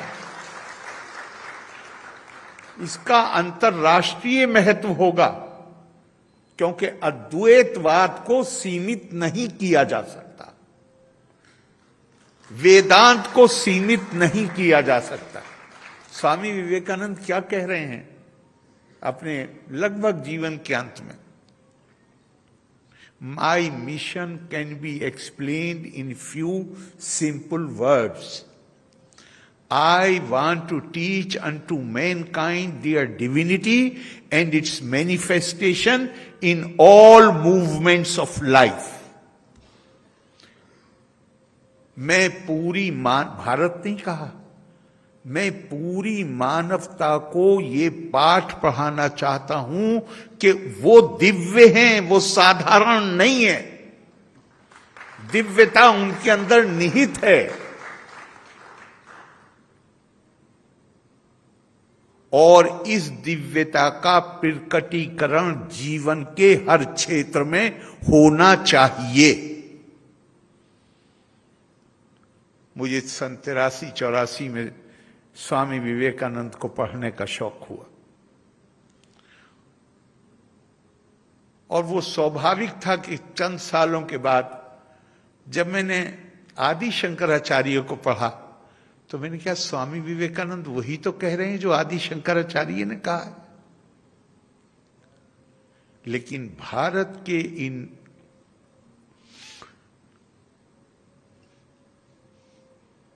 स्वयं आदि शंकराचार्य जी ने कभी ये दावा नहीं किया कि वो कोई बात अपनी तरफ से कह रहे। उन्होंने सनातन के जो बुनियादी सिद्धांत हैं उनको समय गुजरते हुए, जिस तरह हमें रोजाना इसकी जरूरत होती है कि हम अपने आप को साफ सुथरा करें, दिन में 2 बार भी करते हैं, इसी तरह किसी भी व्यवस्था को, किसी भी दर्शन को, किसी भी समाज को इसकी जरूरत होती है कि समय गुजरने के साथ जो धूल इकट्ठी हो जाती है, जो जिसे अंग्रेजी में एक्रीशंस कहते हैं, उनको साफ किया जा सके। अवतार के रूप में केवल भगवान राम और भगवान कृष्ण नहीं आए हैं, बल्कि इस संस्कृति पर जब भी धूल जमी है उसको हटाने के लिए आदि शंकराचार्य और स्वामी विवेकानंद भी आए। मैं हमारी संस्कृति, आपने नाम दिया है आज एकात्म पर्व। हमें एकता की, हमें नहीं, दुनिया में कहीं भी क्या कोई इंसान अकेले रह सकता है? समाज में रहना होता है। उस समाज को अगर आगे बढ़ना है तो एकता की जरूरत होती। एकता का आधार क्या? मैं आपसे हाथ जोड़ के कहूंगा, बिल्कुल ताली मत बजाइए। अगर बात समझ में आए तो उसकी कोशिश करिएगा। एकता हमारी आवश्यकता है। एकता का आधार क्या हो, हमेशा से जरूरत है। जब से मानवता सभ्यता के रास्ते पर चलना शुरू की है, उसे एकता की जरूरत है। एकता का आधार क्या हो? आप विभिन्न संस्कृतियों को और सभ्यताओं का अध्ययन कीजिए तो पता चलेगा कि उन्होंने अपने जो आरंभ काल है उसमें या तो अपने वंश, लिंग को, रेस को, अपनी त्वचा के कलर के आधार पर कहा हम एक जैसे हैं। इसके कारण हमारे अंदर एकता होनी चाहिए। किसी ने कहा हम एक भाषा बोलते हैं, इसलिए हमारी एकता होनी चाहिए। किसी ने कहा हम एक तरीके से अपनी आस्था को अभिव्यक्ति देते हैं, विश्वास एक है, इसलिए हमारी एकता होनी चाहिए। भारत में क्या हुआ? आरंभ में आज तो पूरी दुनिया उसी रास्ते पे है, लेकिन मैं सभ्यताएं जो हुई हैं उनके आरंभ काल की बात कर रहा हूं। हमारी सभ्यता, हमारी संस्कृति की शुरुआत ऋग्वेदा कहता है, एकम सद विप्रा बहुधा वदंती। सच्चाई एक है, सत्य एक है। जो उसकी अनुभूति करते हैं वो उसे अलग अलग तरह से उसका बखान करते हैं। अथर्वा वेद कहता है, बहुधा विवाचसम नाना धर्मानम। पृथ्वी सूक्त में जहां हम इन्वोक कर रहे हैं मदर अर्थ को, आवाहन कर रहे हैं कि हमें समृद्धि से परिपूर्ण कर दे, वहां हम कहते हैं कि जिस तरह, हे पृथ्वी मां, जिस तरह आप अलग अलग भाषा बोलने वाले, अलग अलग आस्थाएं रखने वाले, अलग अलग तरीके से उसको अभिव्यक्ति देने वाले, और हिंदुस्तान में ये कोई आश्चर्य की बात नहीं है। एक परिवार में दो बहनें, एक शनिवार को व्रत रखती है, एक मंगलवार को व्रत रखती। एक परिवार में दो भाई, एक हनुमान जी के मंदिर में जाता है, दूसरा गणेश जी के मंदिर में जाता है। उसको लेके कोई झगड़ा नहीं होता। ये ऐसा क्यों हुआ है? ऐसा इसलिए हुआ कि, और अभी स्वामी जी कह रहे थे, बल्कि मैं देखा हमारे माननीय मुख्यमंत्री जी का स्पीच जो वीडियो चला था, संतो भूमि तपसा धारयंती। धर्म अगर समाज के टिकाऊ के लिए जरूरी है तो संतों के लिए तो कहा गया है कि ये भूमि के टिकाऊ के लिए जरूरी। क्यों? ये हमारा मार्गदर्शन करते हैं, और इन्होंने जो हमारा मार्गदर्शन किया वो ये था, इन्होंने कोई सिद्धांत नहीं दिया, इनकी तपस्या के नतीजे में इन्होंने एक नैसर्गिक सिद्धांत को खोजा, और वो ये खोजा कि नेचर का जो कानून है नैसर्गिक, वो विविधता की स्वीकार्यता, विविधता का सम्मान और विविधता को हर तरह से स्वीकार करना है। और इसीलिए भारत आज तो दुनिया में, पिछले हम बाज वक्त हमें ऐसा लगता है कि दुनिया जो आज हम देख रहे हैं शायद ऐसी थी। नहीं, ये दुनिया में जो डाइवर्सिटी ऑफ प्लूरलिज्म, जिसे हमारी भारतीय संस्कृति में बहुधा कहा गया है, ये भारत में इसका इतिहास 5000 साल या उससे भी पुराना है। लेकिन दुनिया में ने अपनी जरूरत के तहत इसको पिछले 100-150 साल के अंदर स्वीकार करना शुरू किया। अब वहां पे जिस तरह हमें गर्व है अपनी संस्कृति पर, अपनी संस्कृति के जो सनातन सिद्धांत हैं उन पर गर्व है, यहां पर थोड़ी शर्म आती है। शर्म इसलिए आती है कि हम दुनिया को नहीं बता सके कि हमारे ऋषियों ने ये चीजें आज से हजारों साल पहले कही थी। भारत भूमि ये ज्ञान का केंद्र रही है। स्वामी विवेकानंद तो कहते हैं कि मानव जीवन का उद्देश्य ही ज्ञान की प्राप्ति है। लेकिन हमारे यहां हमने अपने ही लोगों को ज्ञान से वंचित कर दिया, उस गलती का एहसास हुआ। आज हम उससे बहुत आगे बढ़ चुके हैं। लेकिन वो ज्ञान क्या है? वो ज्ञान है कि जहां, अगर मैं स्वामी विवेकानंद के शब्द प्रयोग करूं तो उन्होंने अंग्रेजी में कहा है, मैं उसका फिर अनुवाद करता हूं। उन्होंने कहा कि knowledge is to find unity amidst diversity. बहुधा के बीच में एकता को ढूंढ लेना, यही ज्ञान है। और ये ज्ञान हम जितना पढ़ते हैं तो मुझे बाज वक्त में महसूस करता हूं कि दुनिया में अकेली संस्कृति है जिसने मानवता का दिव्यकरण किया और देवों का मानवीयकरण किया। मनुर्भव जनिया दैवीयम जन्म। जितने अच्छे इंसान पैदा करोगे उसके नतीजे में दिव्यता पैदा होगी। और ये हम भूल चुके थे इसको। जगत गुरु आदि शंकराचार्य ने, हम आमतौर से बात करते हैं कि उन्होंने मठ तो उन्होंने ज्यादा बनाए हैं, चूंकि मैं अभी नहीं, 4 प्रमुख हैं, लेकिन अभी त्रिशूर में ही अकेले 3 मठ हैं जो उन्हीं के आशीर्वाद से बने थे, लेकिन 4 प्रमुख।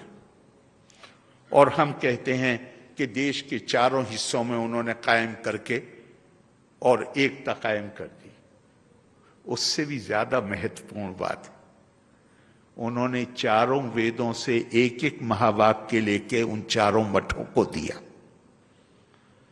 चारों अलग वेदों से वो 4 महावाक्य आते हैं, लेकिन सबका उद्देश्य एक, अहम ब्रह्मास्मि तत्त्वमसि, प्रज्ञानम ब्रह्मा, अयम आत्मा ब्रह्मा। हर किसी में एक ही संदेश देने की कोशिश की है कि तुम अपने आप को साधारण मत समझो, तुम्हारे अंदर जो क्षमता है, जो पोटेंशियल है, वो दिव्यता का, और उस दिव्यता का प्रकटीकरण करने में अगर तुम कामयाब हो जाते हो तो तुम तो असीमित हो जाते हो। फिर मुझे अभी ये हमारी बच्ची गायत्री और राहुल, मैं समझता हूं बहुत सारे लोग ऐसे होंगे, मैं भी उनमें से हूं, जिनको जो हर उन्होंने लाइनें पढ़ी वो पूरी तरह समझ में नहीं आई, लेकिन आपने महसूस किया होगा कि वो लाइन समझ में नहीं आई, लेकिन पूरे शरीर में एक सिहरन सी पैदा हो जाती है। वो क्या चीज है? इतनी कम उम्री में मध्य प्रदेश पहुंचते हैं और जिस गुरु को ढूंढते हुए आ रहे हैं वो गुरु ही मिल जाते हैं, और वो कहीं पूछ रहे थे तुम कौन हो, तो जो निर्वाण शतकम, मतलब समझ में आए या ना आए, इसे कि समझ में तो इतना आसान नहीं होता है, उसे तो बार बार पढ़िए तो उसके अंदर तो अर्थ के अंदर अर्थ नजर आता है। लेकिन उसमें जो एक शक्ति है, मनोबुद्ध अहंकार चित्तानीना, जो चिदानंद रूपा शिवोहम शिवोहम छयों के छयों में आता है वो आखिर, तो वो बुनियादी तौर पे एक संदेश है ये बताने के लिए कि तुम्हारे अंदर असीमित संभावनाएं हैं, अपने आप को कम करके मत देखो। और मुझे वो बड़ा रोचक प्रसंग लगता है कि जहां बनारस में सुबह को स्नान करके आ रहे थे आदि शंकराचार्य। जो लोग बनारस गए उन्होंने देखा होगा कि बनारस में गलियां थोड़ी संकरी हैं, अब तो बेहतर हो रही हैं। उन्होंने इस स्नान के बाद आ रहे थे तो सामने एक वहां पर एक कम्युनिटी होती है जो अंतिम क्रियाक्रम करते हैं, उनको चंडाल कहते हैं। वो एक चंडाल अपने 5 कुत्तों के साथ खड़े हुए थे। तो हमारी बहुत सी बातें हम करते हैं फैसला करके नहीं, आदत की जो हमारे संस्कार हैं, हमारी आदतें हैं, उसके प्रभाव में। मानिए आप सड़क पे जा रहे हैं, गाड़ी चलाते हुए एकदम से कोई सामने आ जाए तो आप फैसला करके ब्रेक नहीं लगाते हैं, इंस्टिंक्टिवली ब्रेक लगाते हैं गाड़ी में। तो इसी तरह आदि शंकराचार्य ने कह दिया उनसे चंडाल से कि ये सोच के कि शायद ये सोचा होगा कि मैं नहा के आ रहा हूं, गली बहुत पतली है, कहीं छू ना जाऊं, और कह दिया कि यहां से अपने आप को हटाओ, थोड़ा अलग को हो जाओ। वो भी बनारस का चंडाल था, उसने पलट के कहा शरीर हटाऊं कि आत्मा हटाऊं?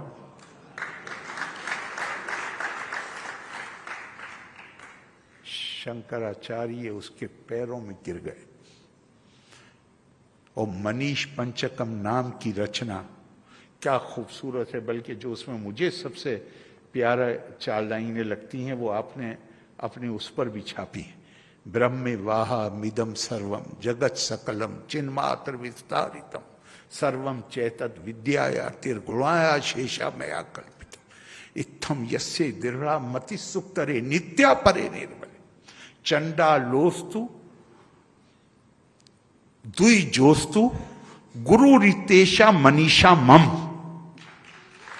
जो ये जान गया, जिसके ने अपने अंदर ये क्षमता पैदा कर ली कि वो सारी सृष्टि को और सब लोगों को एक नजर से देख सके, अपनाइयत, एकात्म एकता पैदा होती है अपनाइयत से।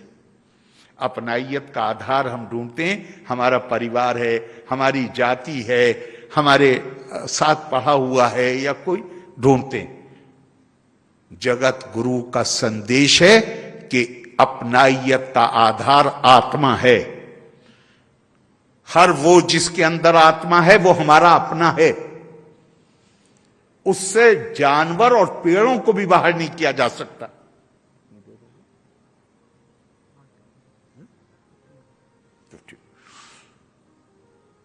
किसी को भी बाहर नहीं किया जा सकता। बल्कि मैं देख रहा था कि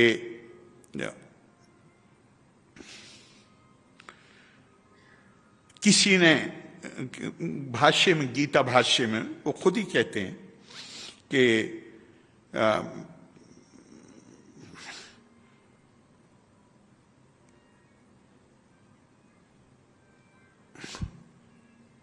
मोक्ष का अधिकारी कौन है?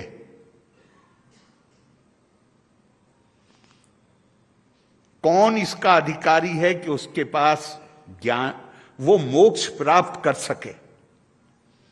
क्या जवाब दिया है जगत गुरु ने? उन्होंने कहा पुरुष मात्रा संबंधी भी जिसके अंदर ह्यूमन एलिमेंट है, जो मानव है, मानवता को स्वीकार करता है, आत्मा को स्वीकार करता है, उसका यह अधिकार है कि वो ज्ञान प्राप्त कर सके और मोक्ष प्राप्त कर सके। ऐसे शंकर को हम कहेंगे कि वो जो समाज में भेदभाव हैं, क्या कभी वो उसके पक्ष में बोल सकते थे? कह रहे हर व्यक्ति, हर इंसान, हर मानव इसका अधिकारी है। और अभी स्वामी जी बता रहे थे, कैसा खूबसूरत 4 लाइनें हैं, गौर करिए। त्वयि मयि चान्ने तिरैको विष्णु व्यर्थम कुप्पसी मय्यस हिषु भव समचि सर्वत्र त्वम वांछस्य चिराद्य आदि विष्णुत्वम। मैं और आप या कोई भी, हम सब एक्चुएट होते हैं। हम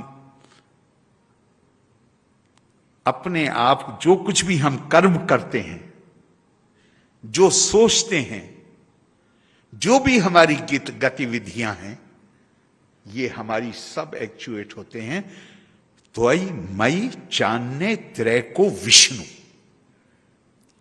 और जब ये नाम आते हैं ना, तो एक बात हमेशा ध्यान रखिएगा कि भारत में अनेकों नाम लिए गए हैं उसी एक सच के लिए। इसका मतलब ये नहीं है कि वस्तु नाम का भेद है, वस्तु भेद नहीं है। आकाशात पतितम तोयम गच्छति सागरम सर्वदेवा नमस्कारा केशवम प्रीति गच्छति। चाहे जिसका नाम लेके नमस्कार करो, वो आखिर में जाके वो जो सुप्रीम गॉड हेड है वो सब उसी के पास पहुंच जाता।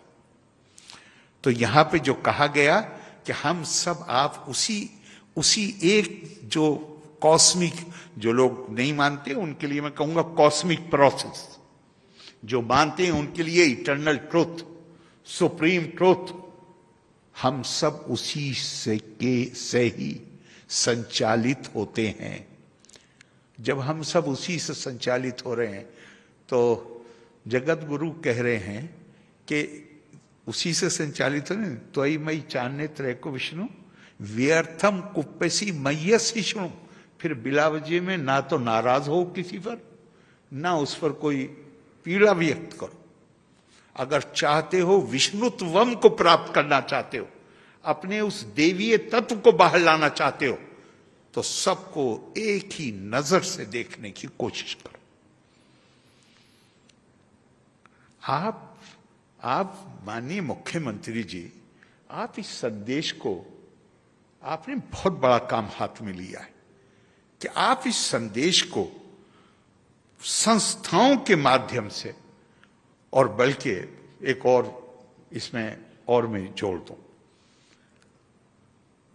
अब ये आदि गुरु शंकराचार्य ही कह सकते हैं। और मैं समझता हूं, मुझे पता नहीं शिवराज जी ने पढ़ा है या नहीं पढ़ा है, लेकिन जिस तरह ये भाषण कर रहे थे मुझे लगा कि ये पूरी भावना आपके अंदर मौजूद है। जिस तरह से मैंने आपको भी भाषण करते हुए सुना है, जगत गुरु कहते हैं राज्यम नरेंद्र से भटस्य खेटका तयोर पोहे न भटो न राजा।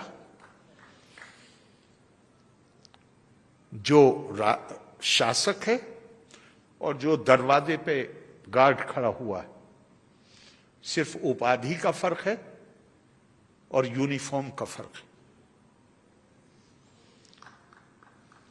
उसको निकाल दो, उपाधि को हटा दो और यूनिफॉर्म को हटा दो, दोनों के अंदर कोई अंतर नहीं है।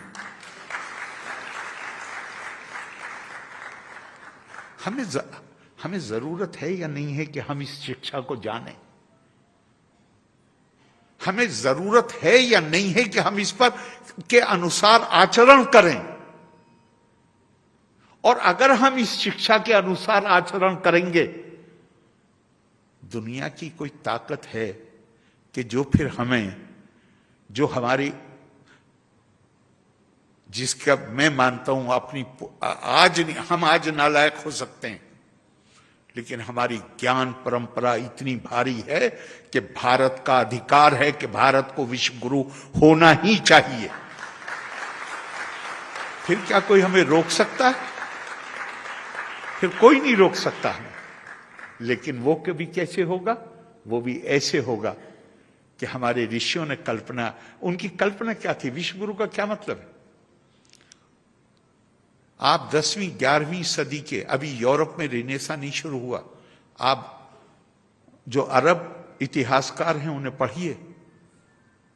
मैं जितने 5-6 नाम अभी गिना सकता हूं आपको, वो सब के सब ये कहते हैं पहले अध्याय में अपने कि दुनिया में 5 बड़ी सभ्यताएं हैं। रोम अपनी सुंदरता के लिए, ईरान अपने वैभव के लिए, चीन अपनी कौशल के लिए, तुर्क अपनी बहादुरी के लिए जाने जाते हैं, और भारत ज्ञान और विज्ञान की परंपरा के लिए जाना जाता है। और ये ज्ञान विज्ञान की परंपरा, ज्ञान विज्ञान सहितम, ये भी गलतफहमी किसी को नहीं होनी चाहिए कि हमारे ऋषि मुनियों ने सिर्फ जाके यही गौर किया कि इयम विसृष्टि यता भूव यदि व दधे यदि व, हम कहां से आए हैं, कहां जाना है, केवल ये नहीं।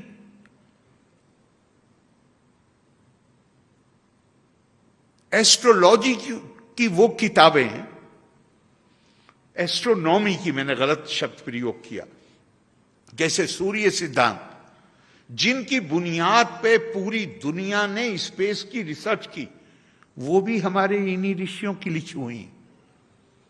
तो उन्होंने क्या कल्पना थी उनकी कल्पना थी, विश्व गुरु की जो कल्पना है, उनकी कल्पना थी, एतद् देशा परशु तस्या सकाशाद अग्रज अन्मन स्वम स्वम चरित्रम शिक्षेरण पृथ्वीयम सर्वम आनव।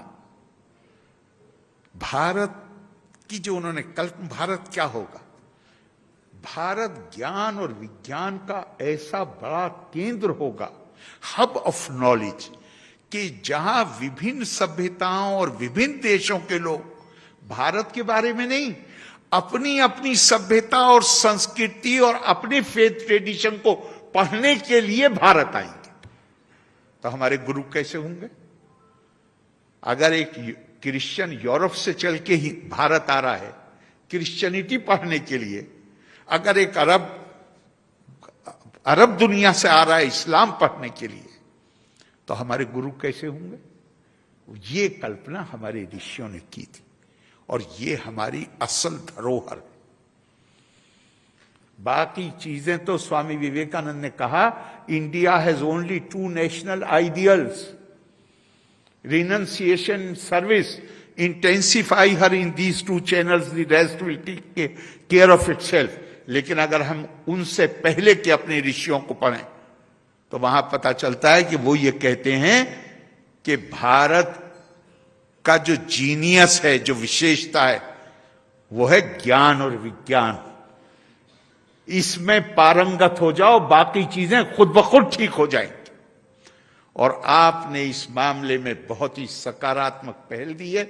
मैं एक बार फिर आपको उसके लिए तो बधाई देता हूं, और आपने मुझे यहां बुलाया और इसमें शामिल किया, उसके लिए आपको दिल से कृतज्ञता व्यक्त करता हूं। लोका समस्ता सुखिनो भवन्तु।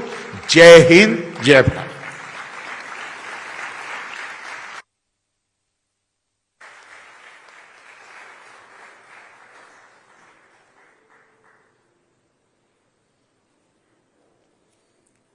कहते हैं अनुभूति की तरंगें तो हर चित्त में उठ सकती हैं, लेकिन अभिव्यक्ति के तीर्थ हर किसी को नसीब नहीं होते।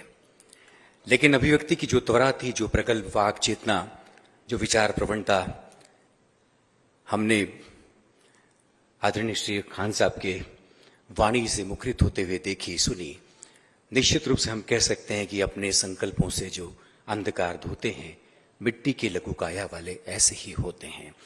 एक ऐसे ही अंधकार को प्रकाश में तब्दील करने की अपनी संकल्प शक्ति के साथ आदरणीय शिवराज सिंह चौहान, जिनका जिक्र बार बार माननीय राज्यपाल महोदय ने किया, और हम सब प्रदेश के वासी होने के नाते बहुत आशाओं के साथ, उम्मीदों के साथ आदरणीय शिवराज सिंह चौहान की ओर देखते हैं। और जब देखते हैं तो फिर ये कामयाबी का रास्ता भी हम तय करता हुआ देखते हैं। मैं बहुत सम्मान के साथ माननीय मुख्यमंत्री जी को आमंत्रित करता हूं, और मुख्यमंत्री जी के भाषण के आखिर में एक संकल्प का वाचन होगा। वे संकल्प का वाचन करेंगे और आप सब संकल्प दोहराएंगे।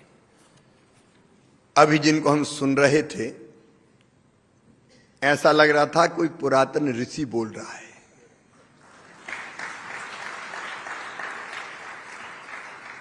केरल से जो चल के आए, आदि गुरु की जन्मभूमि से, और वहां के प्रथम नागरिक हैं। मैं उनका हृदय से स्वागत करता हूं, और आप भी तालियां बजा के उनका स्वागत कीजिए। आदरणीय आरिफ मोहम्मद खान साहब।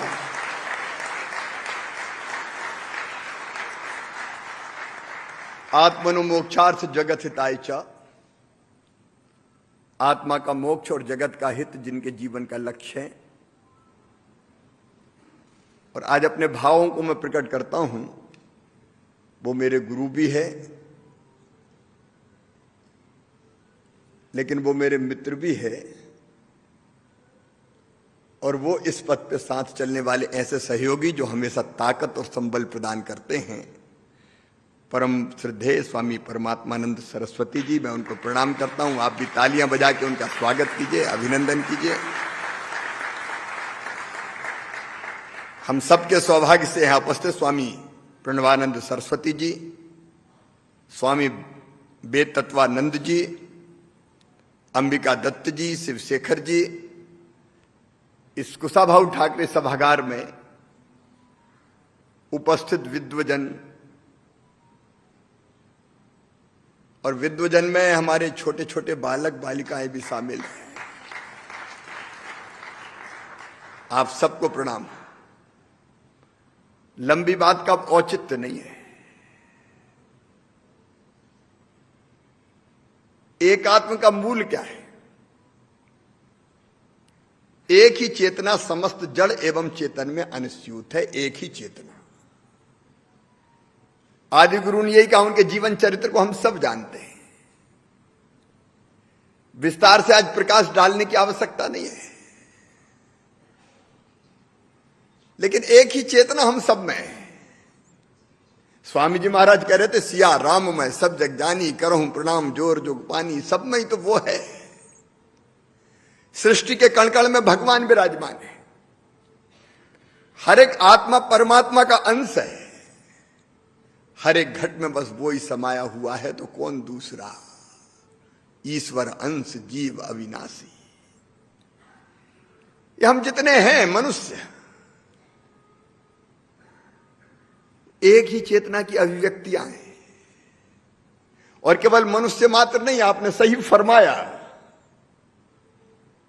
आसमान में उड़ते पक्षी, कलरव करती हुई चिड़िया हैं, जंगलों में उछल कूद करते हिरण हो, पेड़ पौधे हो, जीव जंतु हो, कीट पतंगे हो, एक ही चेतना की अभिव्यक्ति। उसके अलावा कुछ है नहीं।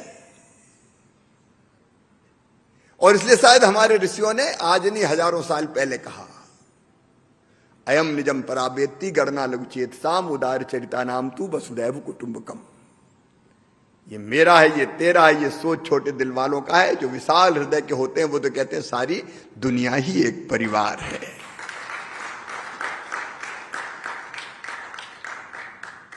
और मैं ये हमारे अंदर कितनी गहराई तक ये भाव भरा हुआ, जरा सोच के तो देखिए। मैं तो अभिभूत हो जाता हूं। हमारे गांव गांव में बच्चे बच्चे कथा होती है, पंडित जी अंत में कहलाते हैं, धर्म की अधर्म का, प्राणियों में और विश्व का। अब इसके गूढ़ अर्थ को तो समझिए। धर्म की जय हो, अधर्म का नाश हो, प्राणियों में सद्भावना हो। मनुष्य मात्र में नहीं, प्राणियों में सद्भावना हो। और केवल मेरा नहीं, विश्व का कल्याण हो। ये भारत के ऋषियों की वाणी है, जो आज नहीं हजारों साल से गुजरे। अब गहराई में जाके देखेंगे तो इसके बाद कुछ बचता है, विश्व का कल्याण। यही तो एकात्म का सूत्र है। और इसी की व्याख्या आदि गुरु ने की है। मनुष्य मात्र में वो ही है।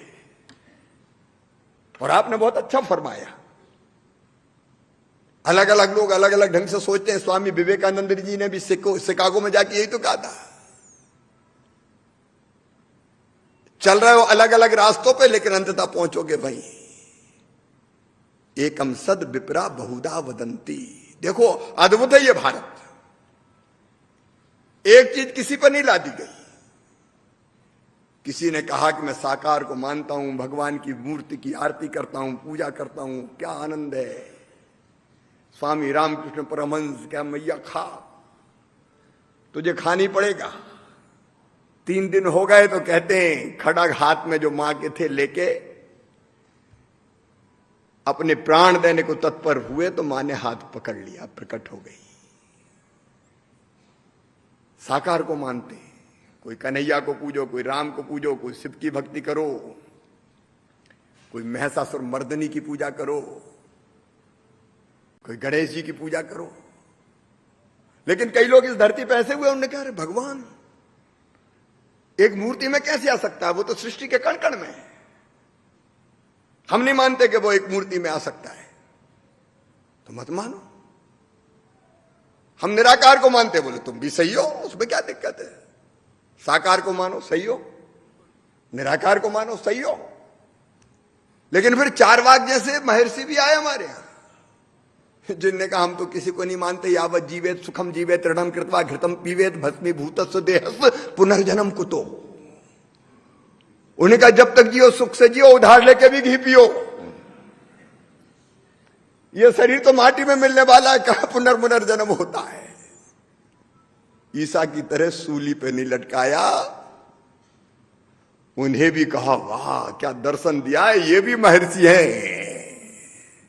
ये भारत है, एकम सत विप्रा बहुधा वदंती। क्या धरती है ये, क्या देश है ये, क्या विचार है ये, एक ही चेतना सब में। इसलिए भारत में आप जरा सोच के देखिए, जीव जंतुओं में प्राणियों में भी उसी के दर्शन किए। गाय हमारी माता है, भाव क्या है, 33 करोड़ देवताओं का वास है। पशु नहीं है, गौ माता। हमारे यहां 10 अवतार जो माने गए, उनमें से 4 अवतार 12 अवतार मत्स्य अवतार कूर्म अवतार पशु के रूप में, और चौथा नरसिंह अवतार, आधे मनुष्य और आधे पशु के रूप में। क्या है इसके पीछे सोच वही है। उनको भी आत्मभाव से देखो, उनमें भी वही है। हमारे देवताओं की सवारी देख लीजिए, औगरदानी भक्कड़ बाबा भोले शंकर नंदी पे विराजते हैं, तो मैया दुर्गा सिंह की सवारी करती है। भगवान विष्णु को अगर कोई पुकारता है तो गरुड़ की सवारी करते हुए आते हैं, और गणेश जी चाहिए तो मूसे की सवारी, कार्तिकेय का मयूर। आप अलग अलग देखिए क्या है ये कल्पना, उनमें भी वही चेतना है, मैं ये मानता हूं। और केवल इतना नहीं, हमने पेड़ पौधों में भी देखा, बट के वृक्ष की पूजा, पीपल के पेड़ की पूजा, नारियल भेंट कर रहे हैं महाराज जी, ये काय का प्रतीक है। उनकी पूजा अलग अलग अवसरों पे हम करते हैं, उनके बिना हमारा काम नहीं चल सकता। आज ग्लोबल वार्मिंग, क्लाइमेट चेंज, जलवायु परिवर्तन, अप्रैल के महीना में 45-47 डिग्री सेंटीग्रेड तापमान,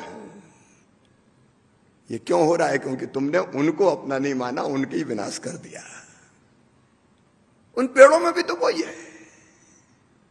इसलिए पेड़ों की पूजा, नदियों की पूजा, नदी केवल जलवाहकाएं नहीं है हमारे लिए। गंगा सिंधुश्च कावेरी यमुना च सरस्वती रेवा महानदी गोदा ब्रह्मपुत्र पुनात्मान, ये पवित्र माताएं हैं हमारी। जय हो गंगा मैया, हर हर नर्मदे। दुनिया के किसी देश में तो सुनने नहीं मिलता। उनको मां मान के पूजा है हमने, उनमें भी वही है। नदियों पर्वत पहाड़ों में, ग्रह नक्षत्र तारों में, सूरज में, चंद्रमा में, एक वही तो है, उसी की सत्ता है। सूर्य देवताभ्याम नमः, अर्घ चढ़ाओ, सूरज से बिजली बनाओ, चंदा को मामा मानो, ये कौन की कल्पना है? इसी देश की कल्पना है। नवग्रह पूजा, ब्रह्मा मुरारी स्त्री प्रांतकारी, ये कौन ने किए? उनमें भी तो वही है। ग्रह नक्षत्र तारों में, नदियों पर्वत पहाड़ों में, जहां देखो उसी की सत्ता है। और जब यह भाव दृढ़मूल हो जाता है कि सब में वो है और मुझ में भी वही है, तो सब मेरे, मैं सबका हूं। कौन सा भेदभाव? न जाति के आधार पर, न पंथ के आधार पर, न रंग के आधार पर, न भाषा के आधार पर, फिर कोई भेद नहीं बचता। इसको अगर और सरल शब्दों में समझाऊं 2 मिनट में, तो ये चेतना के स्तर विकसित होते रहते हैं। आप देखिए बचपन में छोटा सा बच्चा, वो अपने खेलने का सामान अगर कोई रहता है, खिलौना, तो भाई को भी नहीं देता। भाई छुड़ाता तो लड़ता है, मारपीटी हो जाती है, रोता है, छुड़ा लेता है। तो लेकिन जब उसकी और चेतना विकसित होती है तो उसको पता चलता है ये मेरा भाई है, भाई का सुख मेरा सुख, बहन का सुख मेरा सुख, इसका दुख मेरा दुख। और भाई को अगर कोई भला बुरा कर दे तो वो लड़ने तैयार हो जाता है, क्योंकि उसको लगता है ये मेरा है। और चेतना विकसित होती है तो उसको लगता है ये गांव मेरा है। गांव में कोई मुसीबत पे आता है तो उसकी सेवा करने दौड़ पड़ता है। गांव में आज भी आप परंपराएं देखिए, बेटी की शादी अगर गांव में होती है बारात आती है तो वो एक घर की परिवार की बारात नहीं होती, वो सारे गांव की बारात होती है। पूरा गांव उसके स्वागत में पलक पौड़े बिछा देता है। और बेटी आज भी जब गांव में विदा होती तो हर आंख से आंसू टपकता है। गांव का सुख मेरा सुख, गांव का दुख मेरा दुख। और चेतना विकसित होती है तो गांव से और आगे बढ़ता है मेरा प्रदेश। कहीं कोई संकट आए तो दौड़ पड़ते हैं लोग, आग लग गई बुझाने दौड़ो, भूकंप आ गया मदद के लिए दौड़ो। और चेतना विकसित होती तो मेरा देश, देश पे संकट के बादल छाए तो पूरा देश एक साथ उठ के खड़ा हो जाए। कहीं युद्ध के बादल छाते हैं तो पता चला कि वीर जवान जा रहे हैं तो तिलक लगाओ, स्वागत करो, उत्साह बढ़ाओ, पूरा देश एक हो जाता है। लेकिन और चेतना विकसित होती है तो फिर लगता है कि नहीं नहीं, सारा संसार ही अपने है। दुनिया के किसी भी हिस्से में कष्ट और संकट हो, पीड़ित मानवता की सेवा के लिए दौड़ पड़ते हैं। लेकिन यहीं तक सीमित नहीं, और चेतना विकसित होती तो लगता है ये पशु पक्षी क्या है, कोई गाय को डंडा मारे सहन होता है कई बार। अब वो स्वामी रामकृष्ण परमहंस का वो कथा मैंने पढ़ी थी। ध्यानस्थ थे, ध्यान लगा के बैठे थे, अचानक एक व्यक्ति गाय को डंडा मारते हुए जा रहा था।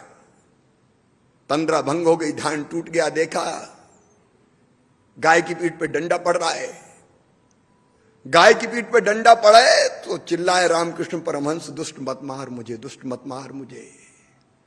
आश्चर्यचकित रह गया वो व्यक्ति कि मैं, तुम पागल हो क्या, मैं तुम्हें मार रहा हूं, मैं तो गाय को मार रहा हूं। तो कहते रामकृष्ण परमहंस ने अपने शरीर पे जो चादर थी वो अलग फेंक दी और कहा कि देख। और उसने देखा कि लाठी मारी थी तो गाय को, लेकिन उसके निशान स्वामी रामकृष्ण परमहंस की पीठ पर उभर के आए थे। एकात्म हो गए। चेतना के स्तर जैसे जैसे विकसित होते उसको लगता है कि ये मैं ही हूं, और विकसित होते होते वो इस स्तर पे पहुंच जाता है जब उसको लगता है सब में वो ही है, मुझ में भी वो ही है, तो मैं तुम हो, तुम मैं हूं। और फिर अचानक वो सत्य को जान लेता और कह उठता है सो अहम, अरे मैं तो वही हूं, अहम ब्रह्मास्मि तत्वमसि। सचमुच में अद्भुत है। आप इसकी यात्रा करके तो देखिए। और जो इस सत्य को जान लेता है फिर उसको कुछ जानना शेष नहीं रह जाता, सारी उथल पुथल शांत हो जाती है, सारा द्वैत मिट जाता है। अद्वैत, दूसरा कुछ है ही नहीं। मैं सब में हूं, सब मुझ में, और मैं मतलब वो ही, तो मैं वो ही हूं, सब भी वो ही है। मैं सचमुच में ये कहता हूं कि भौतिकता की अग्नि में दग्ध विश्व मानवता को शाश्वत शांति के पथ का दिग्दर्शन अगर कोई कराएगा तो यही अद्वैत वेदांत कराएगा, एकात्म दर्शन कराएगा। ये मेरा अपना विश्वास है।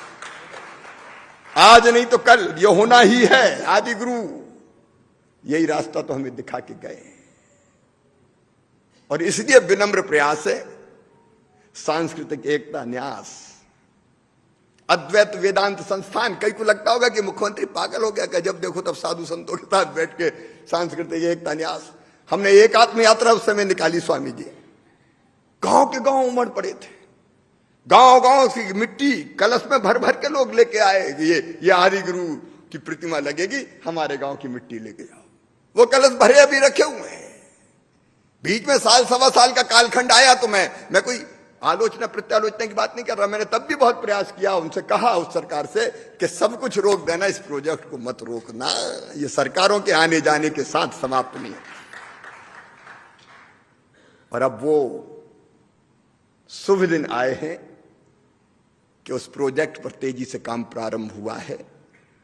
मैं उसके विस्तार में नहीं जाऊंगा, लेकिन अद्वैत वेदांत संस्थान, आचार्य भगवान की प्रतिमा, केवल प्रतिमा नहीं, अद्वैत वेदांत की धाराएं सारे भारत को भिगोती हुई सारी दुनिया में फैल जाए और सारी उठापटक शांत कर दे, सारे भेदभाव तिरोहित हो जाए, समाप्त हो जाए, मानवता का कल्याण हो जाए। इसलिए ये प्रकल्प है। आज आचार्य शंकर जी का हमारे लिए तो सचमुच में, अब मैं विस्तार में नहीं जाऊंगा, लेकिन 12 साल की उम्र में 2000 किलोमीटर चल के आए गुरु ढूंढते हुए, और 16 साल की उम्र में प्रस्थानत्रयी, उपनिषद, ब्रह्मसूत्र, गीता, 100 से ज्यादा ग्रंथ लिख डाले। वो केवल उस समय के लिए नहीं लिखे, वो इसलिए लिखे कि अंधकार में खो गई मानवता को दिशा दिखा सकें। हम तो उन्होंने जो दिशा दिखाई है, निमित्त बन के सब, मैं नहीं, मैं में तो अहंकार है, और अकेले मुझ में ही वो थोड़ी है, आप में भी वो ही है। तो हम सब मिलके इस पवित्र काम को करेंगे, और इसी के संकल्प के रूप में कई बार में और आस्था कैसे दृढ़मूल हो जाए, ये कोशिश हम लोग करते रहते हैं। जैसे गाय को रोज रोटी खिला के ही निकलना, और रोज एक पेड़ लगाना। रोज एक पेड़ लगाता हूं तो मुझे लगता है कि मैं अपने आप को ही पानी दे रहा हूं। जब पेड़ में पानी देता हूं तो मुझे लग रहा है मैं अपने आप को पानी दे रहा हूं, अपने आप को जिंदगी दे रहा हूं। एकात्म भवन के चरणों में आज यही प्रार्थना है कि ये काम मध्य प्रदेश की धरती से, आपके आशीर्वाद से, संतों के आशीर्वाद से, विद्वजनों की कृपा से हो सकें, तो हम पीड़ित मानवता की बड़ी सेवा करेंगे। और उनने जो राह बताई है, एक बार फिर से वो राह पूरी दुनिया को याद दिला पाएंगे। दिखाई तो उनने। मैं आचार्य भगवान के चरणों में प्रणाम करते हुए, काफी समय हो गया है, 6 बजे से आप बैठे, 9 बजने वाले हैं। आखिर धैर्य की भी सीमा होती है, इसलिए बहुत विस्तार में न जाते हुए स्वामी जी को, आप सबको, विशेषकर आरिफ मोहम्मद खान साहब को, क्या बोले हैं आप, आनंद आ गया सब। और आचार्य भगवंत इस काम को कर ही रहे हैं। मैं उनको प्रणाम करते हुए और आपके धैर्य को भी प्रणाम करते हुए, अच्छे श्रोता हैं लेकिन भाव से हम जुड़े हैं। मेरे साथ बोलिए, भारत माता की धन्यवाद। ये संकल्प, 1 मिनट और, ये आचार्य शंकर सांस्कृतिक एकता न्यास का संकल्प है, जो हम सब श्रद्धा सहित खड़े होकर लेंगे। संकल्प खड़े होकर लिया जाता है। आप तैयार हैं ना मन से? आप बोल के बताएं तो मैं मन, सब तैयार हैं? तो मैं ये संकल्प पढ़ूंगा, आप दोहराएंगे अंतरात्मा से, हृदय से, ताकि हम इसको पूरा कर सकें। आदिगुरु शंकराचार्य जी की, आदिगुरु शंकराचार्य जी की पवित्र स्मृति को साक्षी मानकर हम मन, वचन और कर्म से एक श्रेष्ठ नागरिक, आदर्श समाज, उन्नत राष्ट्र और मंगलमय विश्व के निर्माण के लिए जीव, जगत और ईश्वर के मूलभूत एकात्म भाव को आत्मसात करेंगे। हरिओम। बहुत बहुत धन्यवाद माननीय मुख्यमंत्री जी। और अब हम